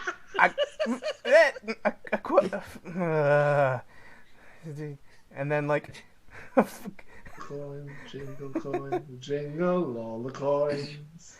1 second, please. I really want to win the steal off for the quill, so I'm gonna try to see if I can do it. So you're just asking him for a quill? Yeah, I'm saying, can I borrow one? I don't have no intent to give it back. It's just been polite the first time, so just Yeah, So he grabs like a rather well-worn quill, and then he comes back out and he like hands it to you, and he says like, "Am I going to get this back?" Of course. All right. Well, here you go. Thank you. And then I'll pick up the coins, and then I'll start to exit. sucker. Well, whatever. Are you on a scavenger hunt? And then he like goes and slams the door behind you. I'll hold And up then the you hear it quill to latch. Grace. Oh man! Right before it latches, I really want to cast Thaumaturgy again, but I'll resist that urge. I'll hold the quill up to Grace. They were trying to steal this, or one of these, a while ago. I only stole a pencil last time. This time I'm going to one up them again. It's gonna be great. Hazel, sometimes you are very strange. I get that a lot, you know. It's really weird. I don't think I'm that strange. I'll start humming happily, carrying all the coin, like on top of the book, with the quill just held in one hand. Walking back to the... I am keeping my eyes open, looking for, people who might want to mug him or whatever on the way back to the inn. Oh my god, I want to see Isel. I'm scared he would destroy a person. Jeez. Right. No, my God. there are no muggers. There is still just the elven woman at the shrine. That's really about it. I think we passed that shrine again on the way back to Yep. the... Yeah, okay, We great. do. Yes, I'm going to continue keeping that in mind, but first I want to walk Isel back to the inn, let him get a room and get settled reading, and then I can go out on the town. When we get back to the inn, I'm immediately going to question the innkeeper about my room of books. If I've gotten any new books, where are my books? What have you done with my books? All that stuff. Well, that was actually Barthen at the provisions store. Well, yeah, but I hired the innkeeper to keep one room Right. where the books would get funneled into. Okay, yeah, right, because they're supposed to deliver the books to the room. Okay. Yeah. Yep. Right. Okay. So, And if I remember correctly, I told the innkeeper that I would give him, I believe, 50 gold if he buried the books. okay. So you can do with that what you want.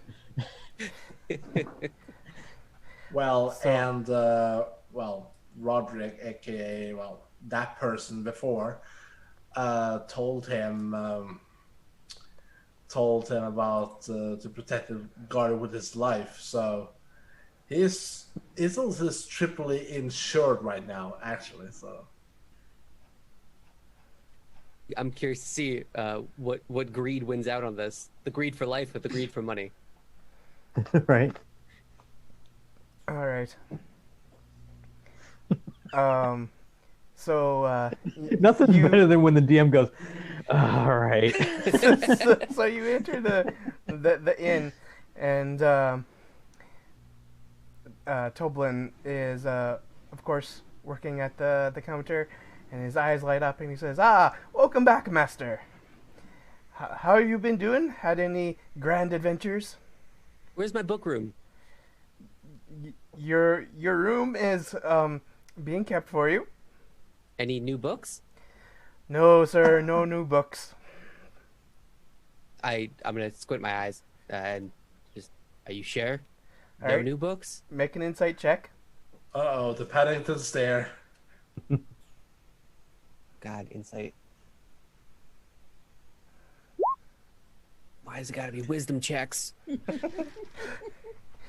He, as far as you can tell, like he doesn't seem to be lying. Well, if I find out you're lying in any capacity, I'll make you hug a cow for 8 hours. That seemed to work great. I'll just immediately turn and walk over to the rooms. He's like, sir, no one from Barthen's has even come by. And that actually seems to be completely honest. Like I said, hugging a cow. That doesn't seem so bad, sir. No bathroom breaks. It smelled pretty bad, honestly. I got really worried about chafing. He didn't seem to have a fun time. I don't know. It seemed really bad from where I stood. Anyways. Well, sir, can I do anything for you? Do you need a drink? No, I'm gone. I'm just walking over to the book room. I'm going in. I'm reading books. Okay. So in the room is all of the books you previously had purchased, but nothing new, of course, as Toblin had said. Yeah, I'm not sure if I like fully made it through them before, so I'll just immediately pick up where I left off, and then kind of look at Grace and be like, "Oh, I'm gonna be doing this, I guess." So until they get back, I understand that this is very boring for most people. So if you'd like a book, they might have some more downstairs. Thank you. I shall walk about the town. See you later. Have a good day. You too. Read well. And then As I that'll... come out, I tell the innkeeper, I'm not sure whether we're staying the night, but it may be that we'll require some rooms for the night. That can certainly be arranged. All right. We'll be back with you later. Sounds good. Oh, I was actually a little curious. You seem to be a little bit more new to the group, but I assume that you certainly are somewhat worldly. And he kind of like looks you up and down, and he says like, I've heard some rumors about a lighthouse out on the coast. Have you folks been out that way? I have not. I don't know. As you say, I joined the group recently, and I don't know what they may have done. Why? What is there about this lighthouse that interests you? Oh, well, just heard some rumors. There always seems to be ships that are drawn to the lighthouse, not necessarily by its light, and they're doomed to crash upon the rocks at nearby it. Those wrecks surely must be filled with treasure. Seems like something you lot would be interested in. Well, thank you for passing that on. I will certainly tell my friends about it. Let me do an insight check on this guy. Sure.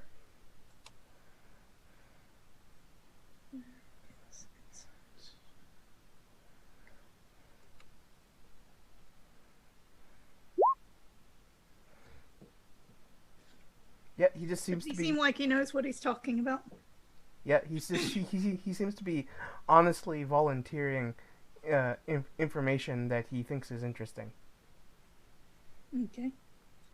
Before I leave, could I have an ale? You sure can. It's been a long, dusty few days on the trail. And he pours one off for you, and he winks at you, and he says, "I'll just put it on your companion's tab." Excellent. Okay. All right. So then I will leave the inn, and I will start heading for the shrine. But also, while I walk around the town, I'm looking for a stationer's or some, or somewhere a scribe would be, or something of that manner. Even a general store. Yeah, so the general store is Barthen's Provisions, up here. Other than that,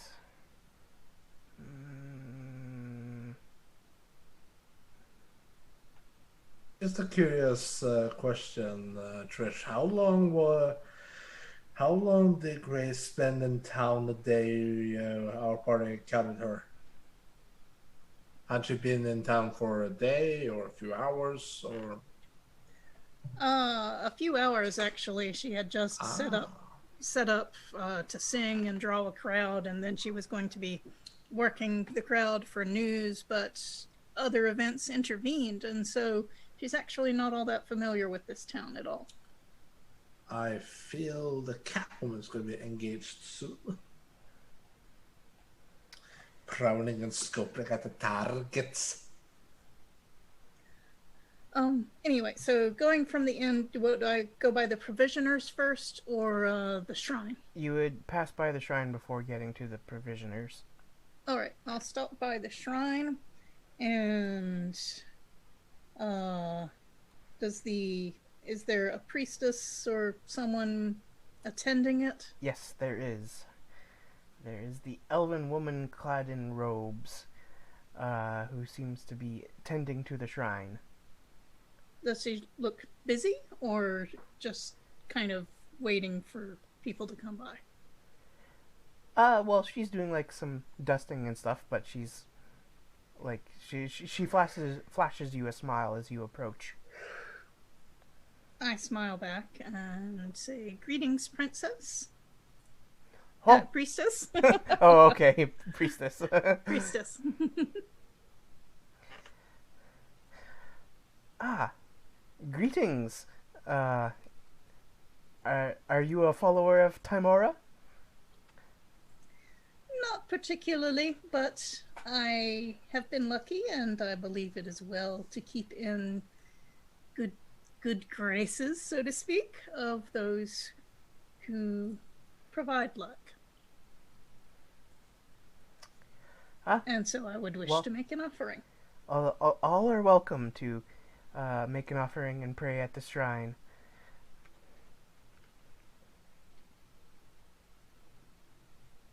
Very well. Let's see. Well then, please accept these 5 gold pieces in the name of the goddess. Ah, very good, very good. Please deposit your offering at the base of the shrine. And so I do. Okay. However, I do not pray. I just sort of bow and salute and smile and nod at the priestess and leave. Okay. Well, I would like you just to make a straight D20 roll for me, please. Alrighty.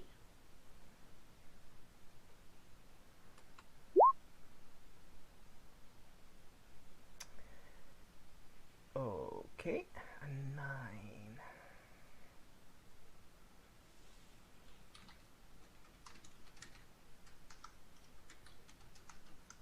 So for the next 2 days, you will have +1 to any ability checks.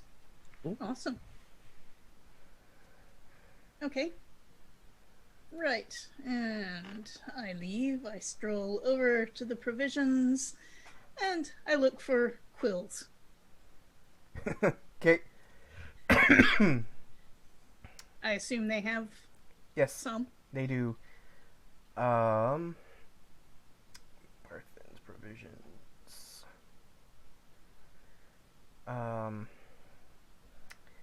So the proprietor, Barthen, he's a lean and balding human man of middle age.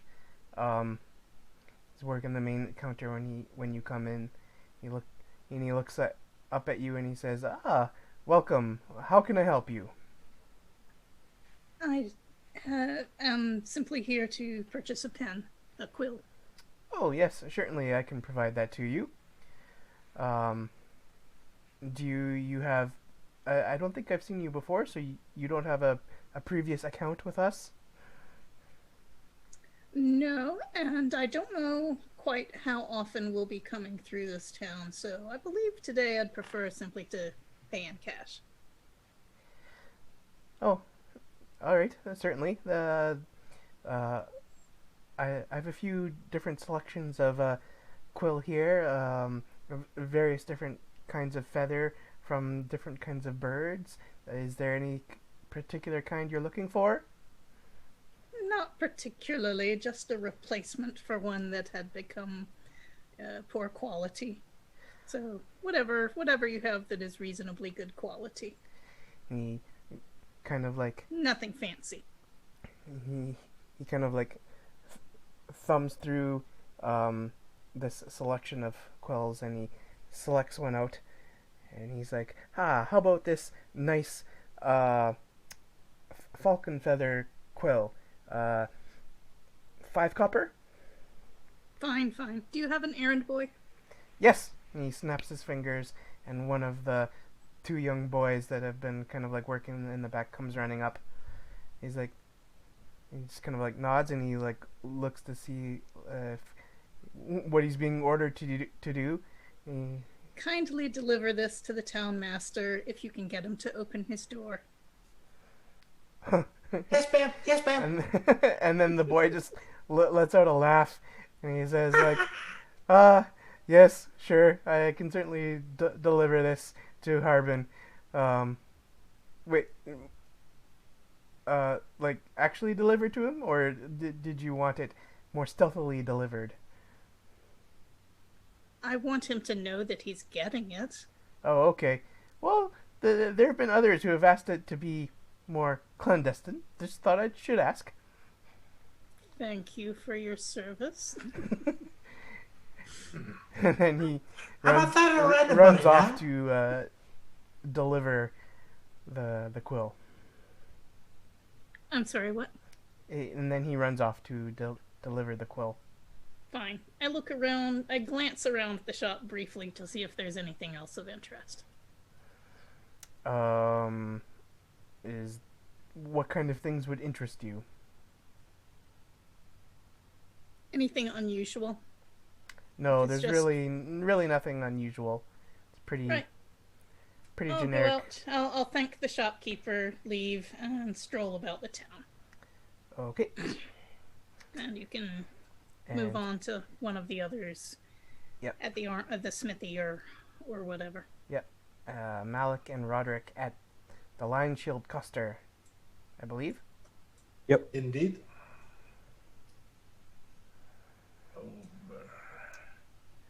Over here. Well, that's where the label is. The Custer is up here. Oh, I think you should Well, be able to see the arrows. Yeah. yep. I see the film. There we are. Okay.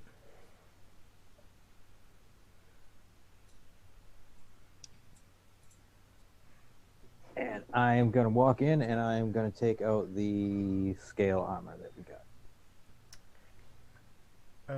And Roderick is going to go looking for any material pertaining to a longbow or an actual longbow while he is pulling out his own crossbow. Because Yeah, there is an array of longbows along one of the walls. They all look fairly similar. And this is, I believe this is mithril chainmail, not scale. Oh, what? Yeah.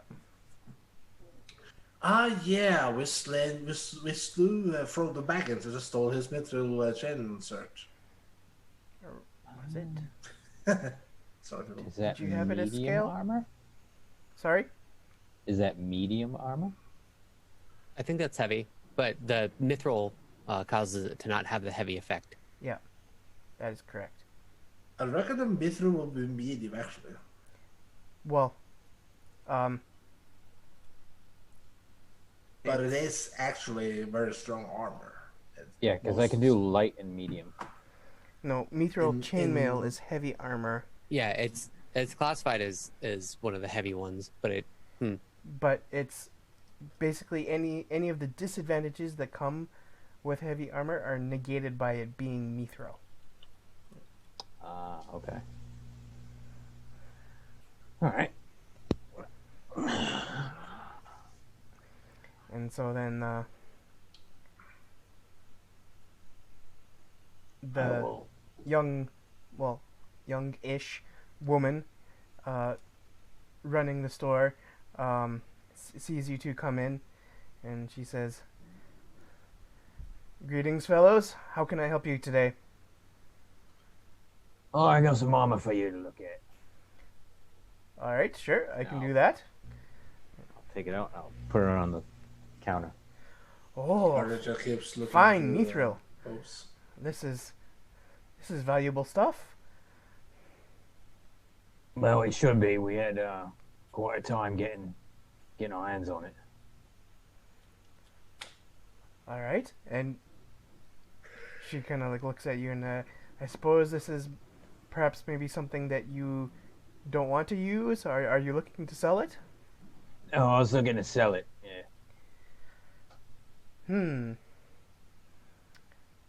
I don't know if I'd be able to give you a fair price on selling it, but perhaps it could be reworked into something that would be more beneficial for you. What were you thinking? Well, you could make essentially a light mithril armor out of it. It just and then any of the excess pieces, then I would buy from you. And how protective would that be? Like on a scale of 1 to 20. nice, real nice. All right, I need to check something here. You'll have to give me a moment. I don't really know. That's a good time with that question. Is it a full chainmail or is it a chain shirt though? So If it's called the chainmail, it's just classified as the full heavy chainmail. Sadly, the armor, the base armor in 5e isn't like that diverse, which is kind of a bummer.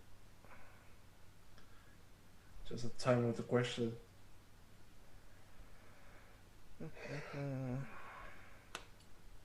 And pardon me for the yawning, but the clock here is 05:19 in the morning here in central Norway. So just bear with me, people.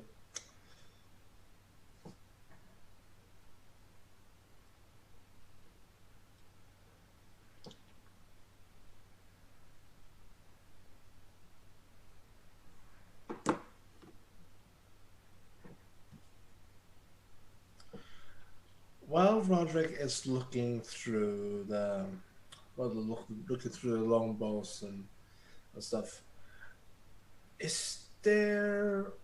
Oh, what's I gonna think about?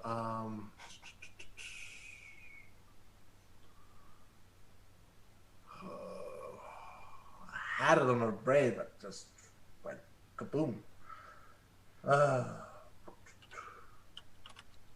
Longbow, shortbow, arrows. No, the longbows, yeah, but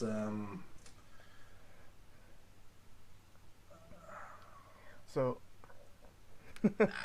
never mind.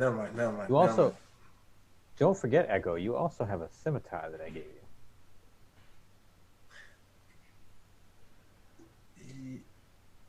Oh my god, Redford. Well, scheisse. I have not.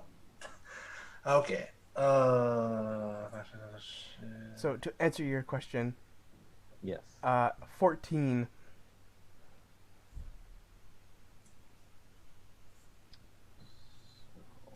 Well, that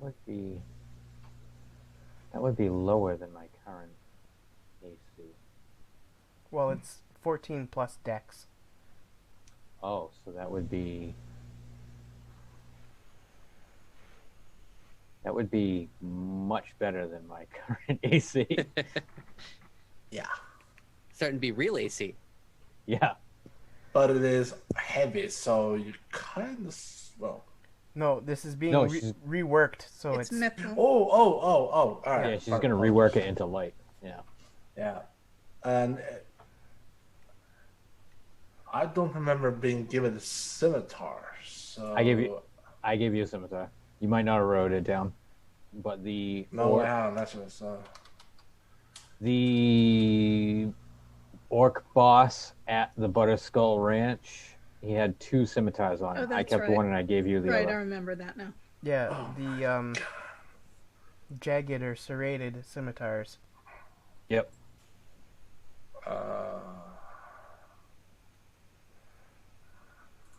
So if that was something you wanted to trade or sell, No, maybe. They do 2 extra damage.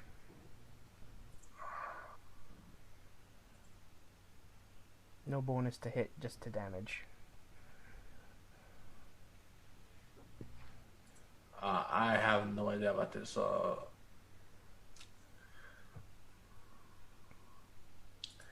I'll deal with this another day. Probably won't be going into combat anymore tonight. you don't know. There could be Yeah. some kind of crazy thing going on in town. We got to fight a whole bunch of dudes that, I don't know, hate tabaxis or something. Dragon Bunch of, shows up here. Racist assholes. Yeah, Roderick's gonna approach the count and it goes, I would like to sell this hand crossbow.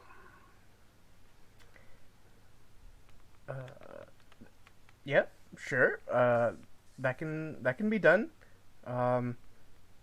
Standard prices. It looks in good condition. It is combat, but it has been helpful. Most certainly.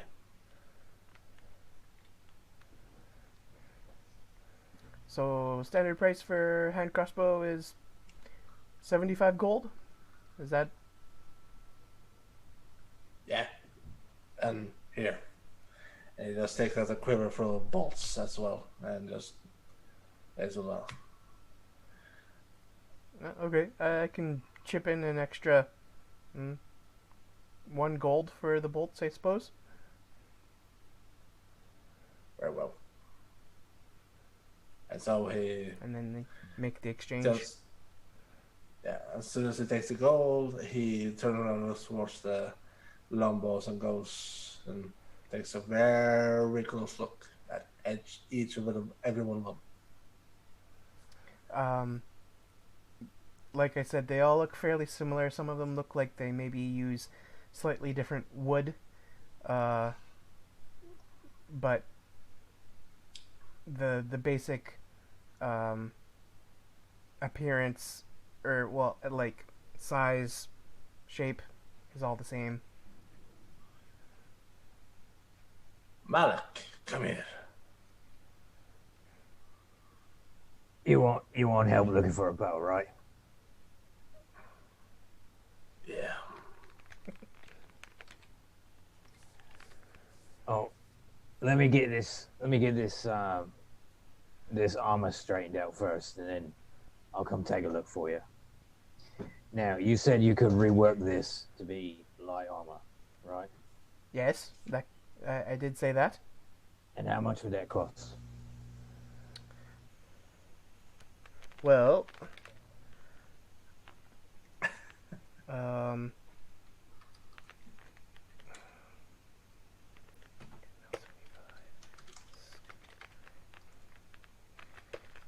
would probably cost about 80 gold to rework. Sounds good. Yeah, why don't you take that, and I'll give you the 80 gold, and my friend here is in the market for a longbow. And then, of course, I will also pay you for the scrap pieces, I suppose I would call them. So, um, it would be an 80 gold for the reworking. Um, and then I suppose when it comes down to it, we can deduct the what I'm paying back to you from that. Does this smithy look like a mom and pop shop, or is it like is this like the AutoZone of smithies? Well, It's like a big chain smithy. It looks like yeah, like it's it would be kind of in between.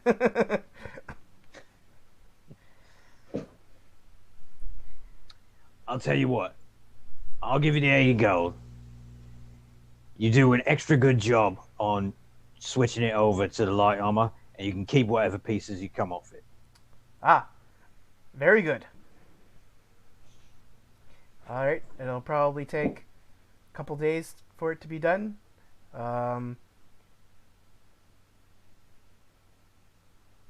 I will write you up a piece of paper here for you to come back with, and then we can deal with it when you return. All right, sounds good. Very good. And I'll turn around and I'll walk over to Roderick and take a look at the bows.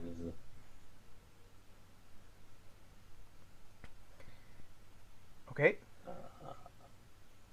How do they look? Well, you Can can I you use can, my knowledge of bows yes. O's to find Arcana. a good one? You can see that the majority of them are made from yew. There's maybe a couple that are made from ash instead. And ash would be better. Yeah, marginally. Yeah.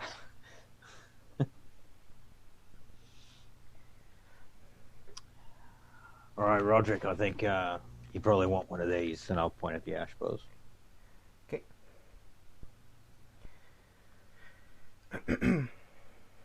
It will just it will wear down like more slowly than the yew.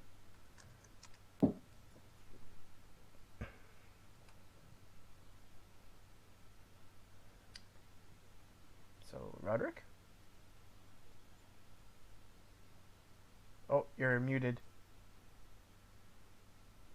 I think. Yeah, I suppose it was. I had no idea. Stop accessing this room. But Warwick nods towards Balak and then goes, I've been pondering upon these, but you're a fine cook for your pocket bacon and your venison, but how have you crafted these bows before? You honestly think that I don't know about bows? I don't know you well enough to know. That would be like me asking you if you knew about daggers or assassinations. It's kind of what I do.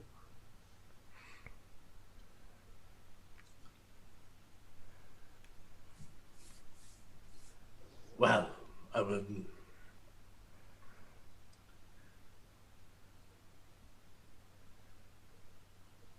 I will refrain from buying it, and then let you craft it for me before we leave Vanderland, if that is acceptable to you. Well, I don't know if I can do one that fast. I mean, you did just sell your crossbow. I would advise you. It takes a long time to make a bow. I would advise you to buy one. Well, certainly you can give it a little bit of a tweak. Oh yeah, sure. Yeah, when we have some downtime, sure. Yeah, why not? I should All have right. I should have And he named walks over. I was just gonna say I should have named this episode "Talking and Shopping."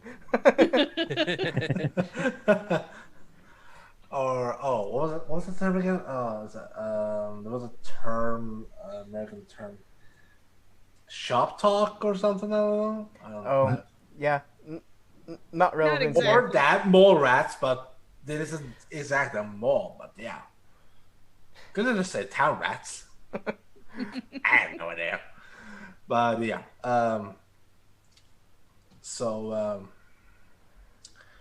Roderick is he walks over towards the longbows and picks out the one that Malak suggested towards, Okay. and he looks towards the arrows, and I guess they're all the same. There's no Yeah. explosive arrows on them. No. They Oh, just those you have to make.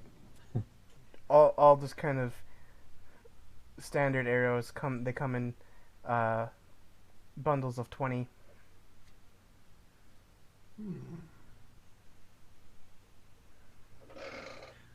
And the shopkeep sees you like picking up the bow and looking at the arrows, and she says, "It's 50 gold for the bow. It's $1, and it's 1 gold each for each bundle of arrows." $1? Is that some new currency? 1 gold, 1 gold. I have no idea. It must sound so extraordinary. I must have $1 as myself. But no, I will. I will take 4. I assume the most quivers can handle 100. What's the maximum capacity of a quiver of a northern I quiver? want to say 40. Yeah, Yeah, I'm thinking 40. That sounds right. Okay. So yeah, I will take 2, so I have a full quiver. Oh no, a quiver And is he just 20. he just walks over and just lays the gold on the counter, and No. I'm gonna put my hand on it and push it back, and go. Now, you look like you got a pretty good product here, but these bows are not the best ones that I've seen before. I don't know if you can really charge full price for this. That's standard market price for a longbow. You ever heard of Hill's Edge? The town, Hill's Edge. Sounds vaguely familiar. Have you ever heard of Bent Bows? Bent bows. Bent Bows, the archery supply conglomerate. Yes. Yeah, well, I used to work there. So I've seen my fair share of quality bows. And I think maybe that you could knock 20 gold off this. 20? Oh, sir, you belittle our product. Do I? Yes. These are like market spec. I don't know. This one seems like it's got maybe like the beginning of a little crack right here. Make a persuasion check. I would actually say inside check. Actually, Try to go for the razzle dazzle. 20 gold off of a 50 gold. Dang. That's an ask. well, that's a low blow.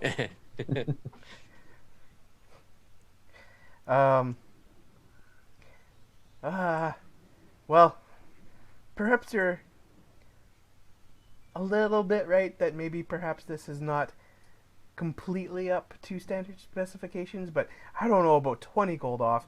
I could offer 5 gold off.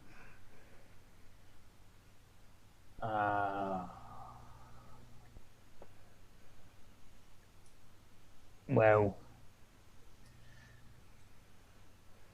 since I failed to persuade you, then yeah, why don't we go with 5 gold off?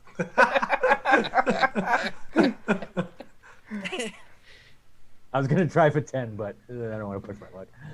Well, there was some combat tonight, ladies and gentlemen. Only it was a haggle combat.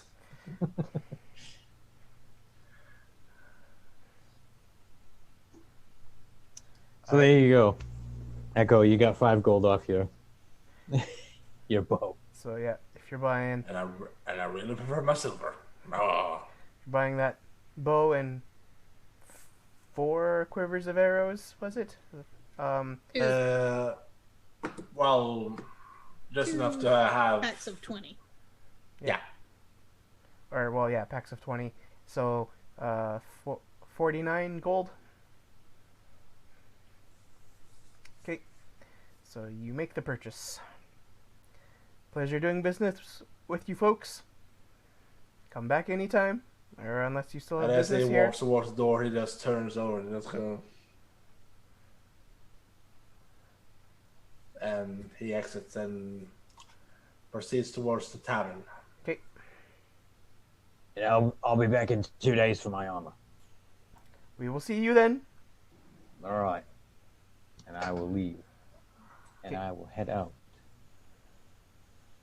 to...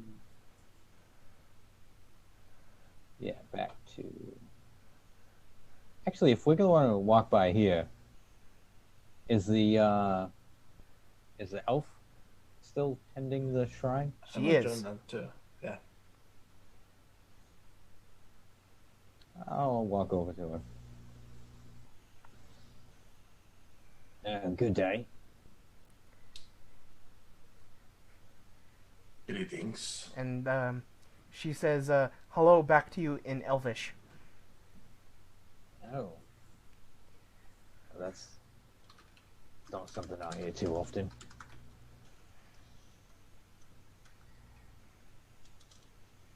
And I'll say in Elvish, I'll say, are you the one that takes care of the shrine? I am. In Elvish. It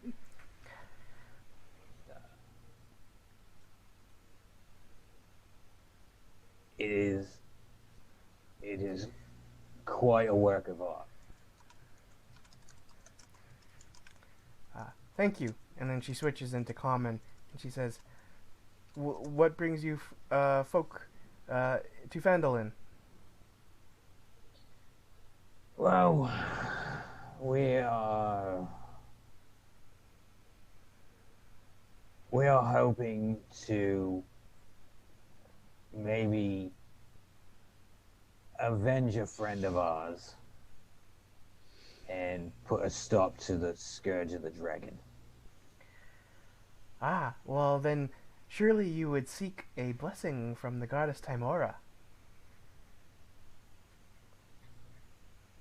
And what sort of offering would I need to give to this goddess?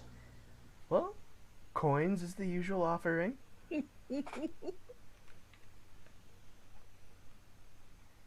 Alright. You know, usually I'm not really into this whole sort of thing, but, you know, since we do have a dangerous job to do, I guess, yeah, sure, why not? And I will put 50 gold down on the shrine. Oh, that is a substantial offering. The goddess Timora will surely bless you for that. Well, I hope you do well with it. Roll 2 d20s for me. Alright. And Roderick, as Malak has said with such profound sincerity, says what he said. It's I shall contribute for the blessing myself, as we're in dire need of some. So a 4 and a 17.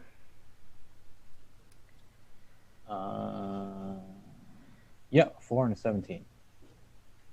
Okay, 9 and 17. so for 2 days, you will have +1 to all ability checks. Nice. and for 1 day you will have +1 to all saving throws. Ooh. That's gonna be helpful, I hope. And actually, exact same for Roderick. I'm gonna make that a note. Or wait, sorry. How much money did you put down, Roderick? 50. Also 50? Okay, yeah. Yep. Yeah, exact same then.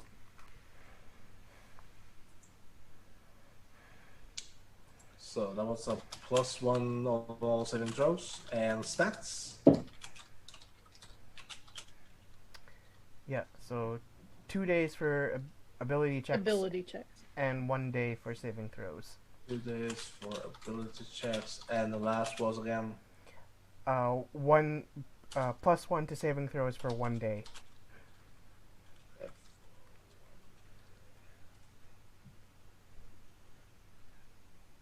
Yeah, not bad for a few gold. A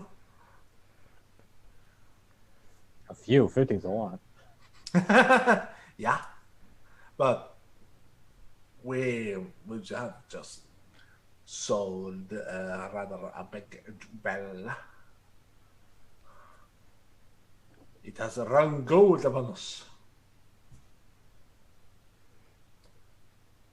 So Roderick, he looks towards the priest and priestess, Mm-hmm.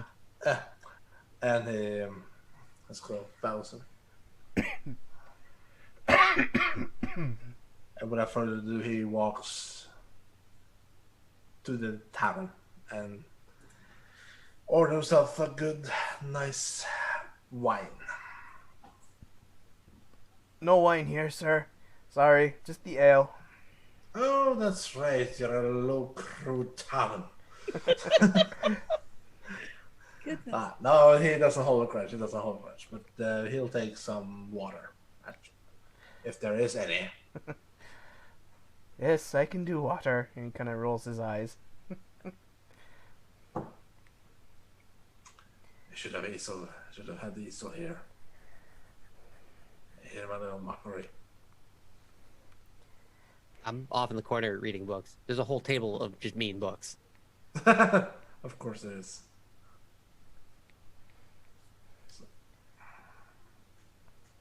All right. Well,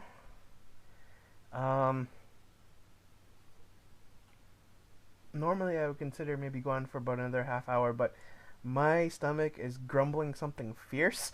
Can I add one extra thing then? that Yes. We're about to end. Yeah. All right. So as they come in, I'll walk up. I'm assuming it's both Malik and Roderick Yep. are coming in. I'll walk up and I'll put the quill down, and then I'll stop and look at them, and kind of like sniff the air. You both got a divine blessing, didn't you? Oh, it's horrible. I don't care about the stupid quill stuff anymore. Just here. And then I'll go back to the corner and start reading. Interesting. But I'll put the quill down to prove that I took the quill. I guess you I'll also look would have over it. noticed that when Grace returned. Yeah, each one that comes back, I'll kind of I'll be emotionless to see them, but then visibly upset because I'm sure I both have celestial blood and a celestial patron. I can probably feel some Yep. type of pull or aura around them that is a divine blessing. Yep. And will immediately get a sour face and distance myself.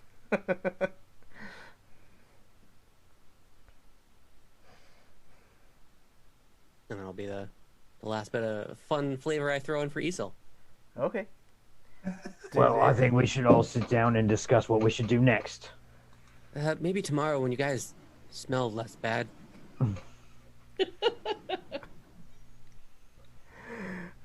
And that's where we can pick it up next time. Sure. Yeah. Sounds good. And my voice needs to calm down because speaking like him is. It's kind of rough. But better that than talking Russian because, good lord, that was just hell. I don't know how Rob does it, but he does it well. So I avoid the deeper voices because they just kill your throat. All right. Well, Trish, how did you feel about tonight? Fun. It was, not one of our epic nights, No. but we got some good conversations in. Well, And you managed took care to of some necessary business. you managed to not provoke the dragon. Right. We avoided the epic confrontations. I am heartily glad that there were those ogre bodies around for the dragon to content himself with instead of trying to fight us again. Could have gone a lot worse. Could have, definitely. All right. Indeed. Anything you? I think you said at the beginning that you don't really have too much to plug right now, but No, but I would like everyone, particularly in the U.S., but anyone else who has elections coming up, make sure you are registered to vote, and then And to please do vote. vote. Get your friends to vote, yep. and let's all do what Just we can. look at yourself as a wizard and just lay your hand upon their arm and just go, "You shall vote." Make a suggestion spell. No, an order. Man, Just vote. All right. Also, if I may ask Trish before we move on to me, what was it that got you to get the cat ears? Or I think it is cat ears. These are cat ears. I got them off Etsy.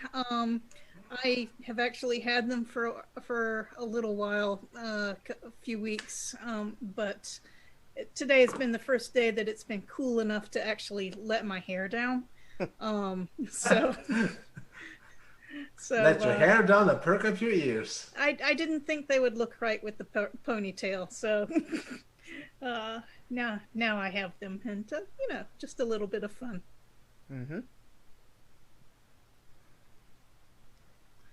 Well, I guess we'll move on to Echo. How did you feel about tonight's session?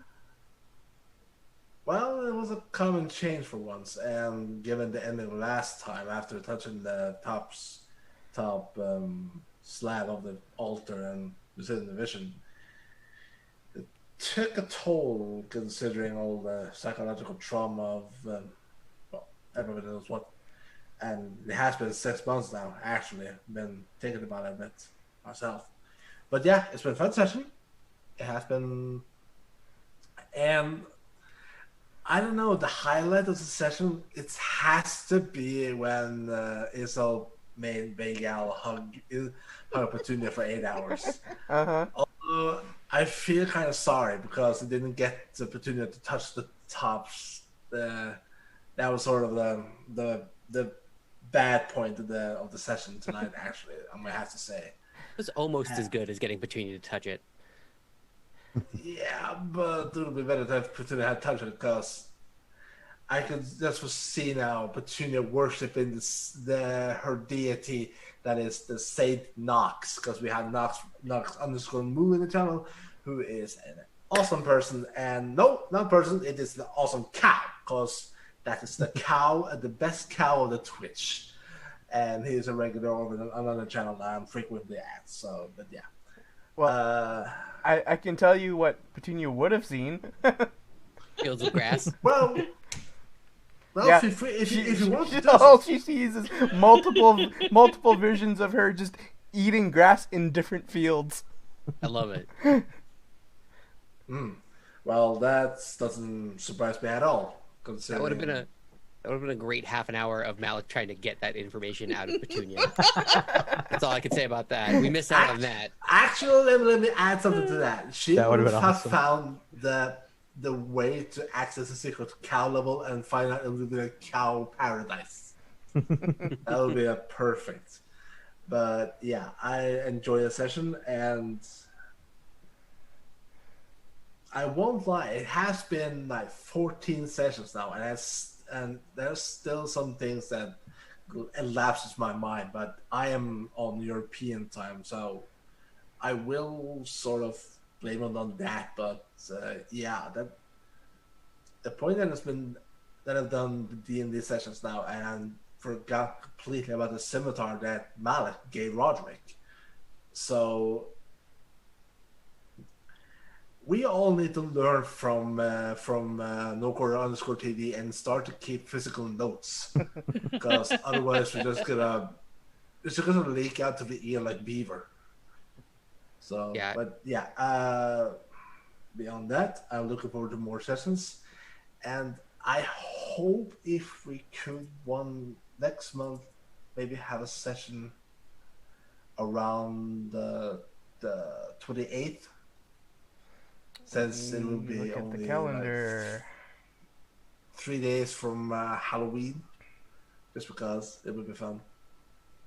So, but yeah, you can find me on Twitter and on Twitch at EchoAlpha_X5. Beyond that, I am on the ARM Cord. I am just, it's just a basic EchoAlpha_X5, and just keep a lookout on the clips page of this channel, because everybody know I am the clip man.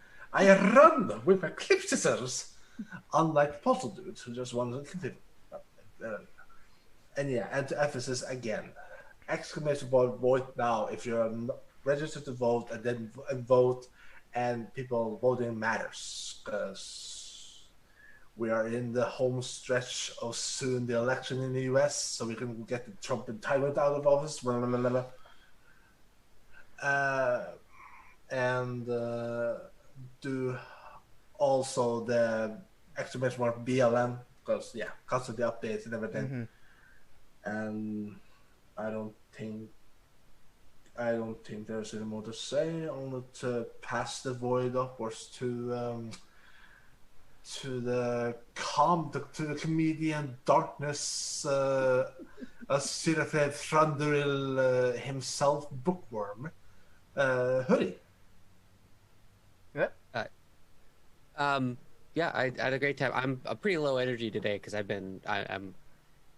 There's that scene in Gravity where Sandra Bullock's just spinning around. Never seen the movie. I just know that scene. That's my week has been like with my sleep schedule. I don't know where I am, up or down, day or night. So I'm sorry if I'm a little low energy, but I had fun tonight. It was great to have you here. So yeah. Well, you're not the one who has actually been up almost, well, at least 18 hours now, and living in European time. So. Mm-hmm. Yeah, no, that was yesterday. Yesterday was my 28-hour day. But yeah, I had a great time. I like slower talking times, but I always feel bad. I feel like I instigate them too much. So I'm sorry if I do that. But I enjoyed like pulling characters up and out and making them 3-dimensional and fluffing them out and all that stuff. So yeah, I had a great time. Thanks so much for having me. Thank you for DMing.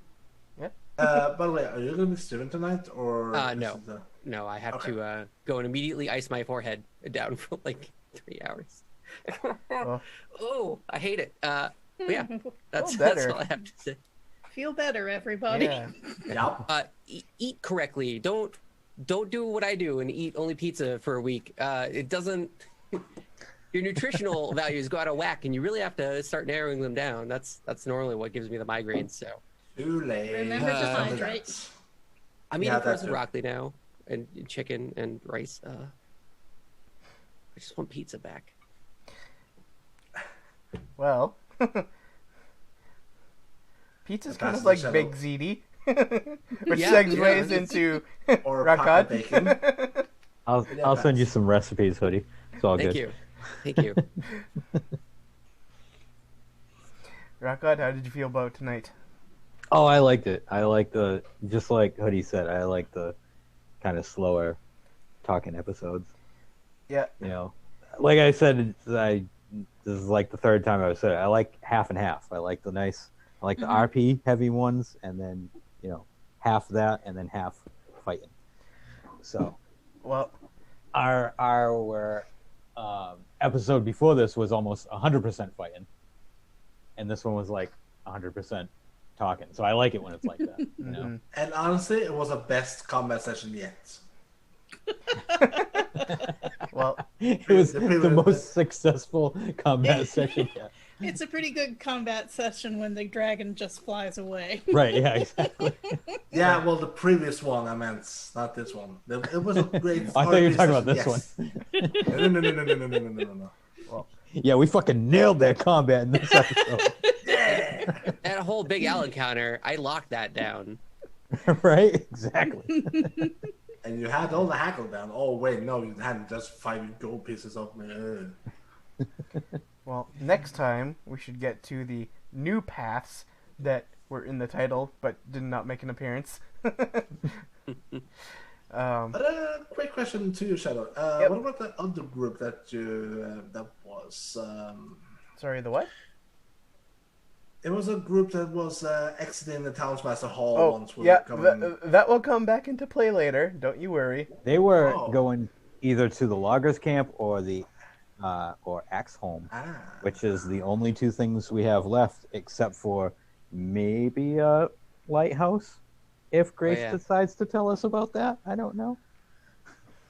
If there's a lighthouse and there's a tentacle, I'm so gonna blame everybody and then Dark72K because everybody knows Dark72K is a tentacle man. So Oh, we can't forget. We gotta remember to ask and inquire about tombs. Yes, that too. Yep. Forgot The barrow. the bear. Right. we fog on the battle downs. The The barrow one with where you the need to find the sword. Yes. That may help us in our quest. Oh, the event just comes ahead, people. Stay tuned for more Shadow Crew in 2 weeks' time. I should have been a musician myself. Yeah. All right. Well, thanks for watching, everyone. Make sure to check out all of our stuff. I'm sure Echo will be on that, linking all the things in the No, why should I be? chat. Stick I hear around for a furious raid. Typing. We will raid someone. Yes, Once we're I done do here. badly. I'm nuts. And I, for one, need food. So, this is the Shadow Crew signing off. So, good night. Thanks, everybody. Thanks for Okay, watching. stay safe, stay sane, register to vote, and vote, people. And hydrate. Take care of And yourself. don't Get be some nuts food. like me. Don't be nuts Don't like eat me. pizza for a full week. All Didn't right. work out well. Yeah. Bye-bye. Well, toodles.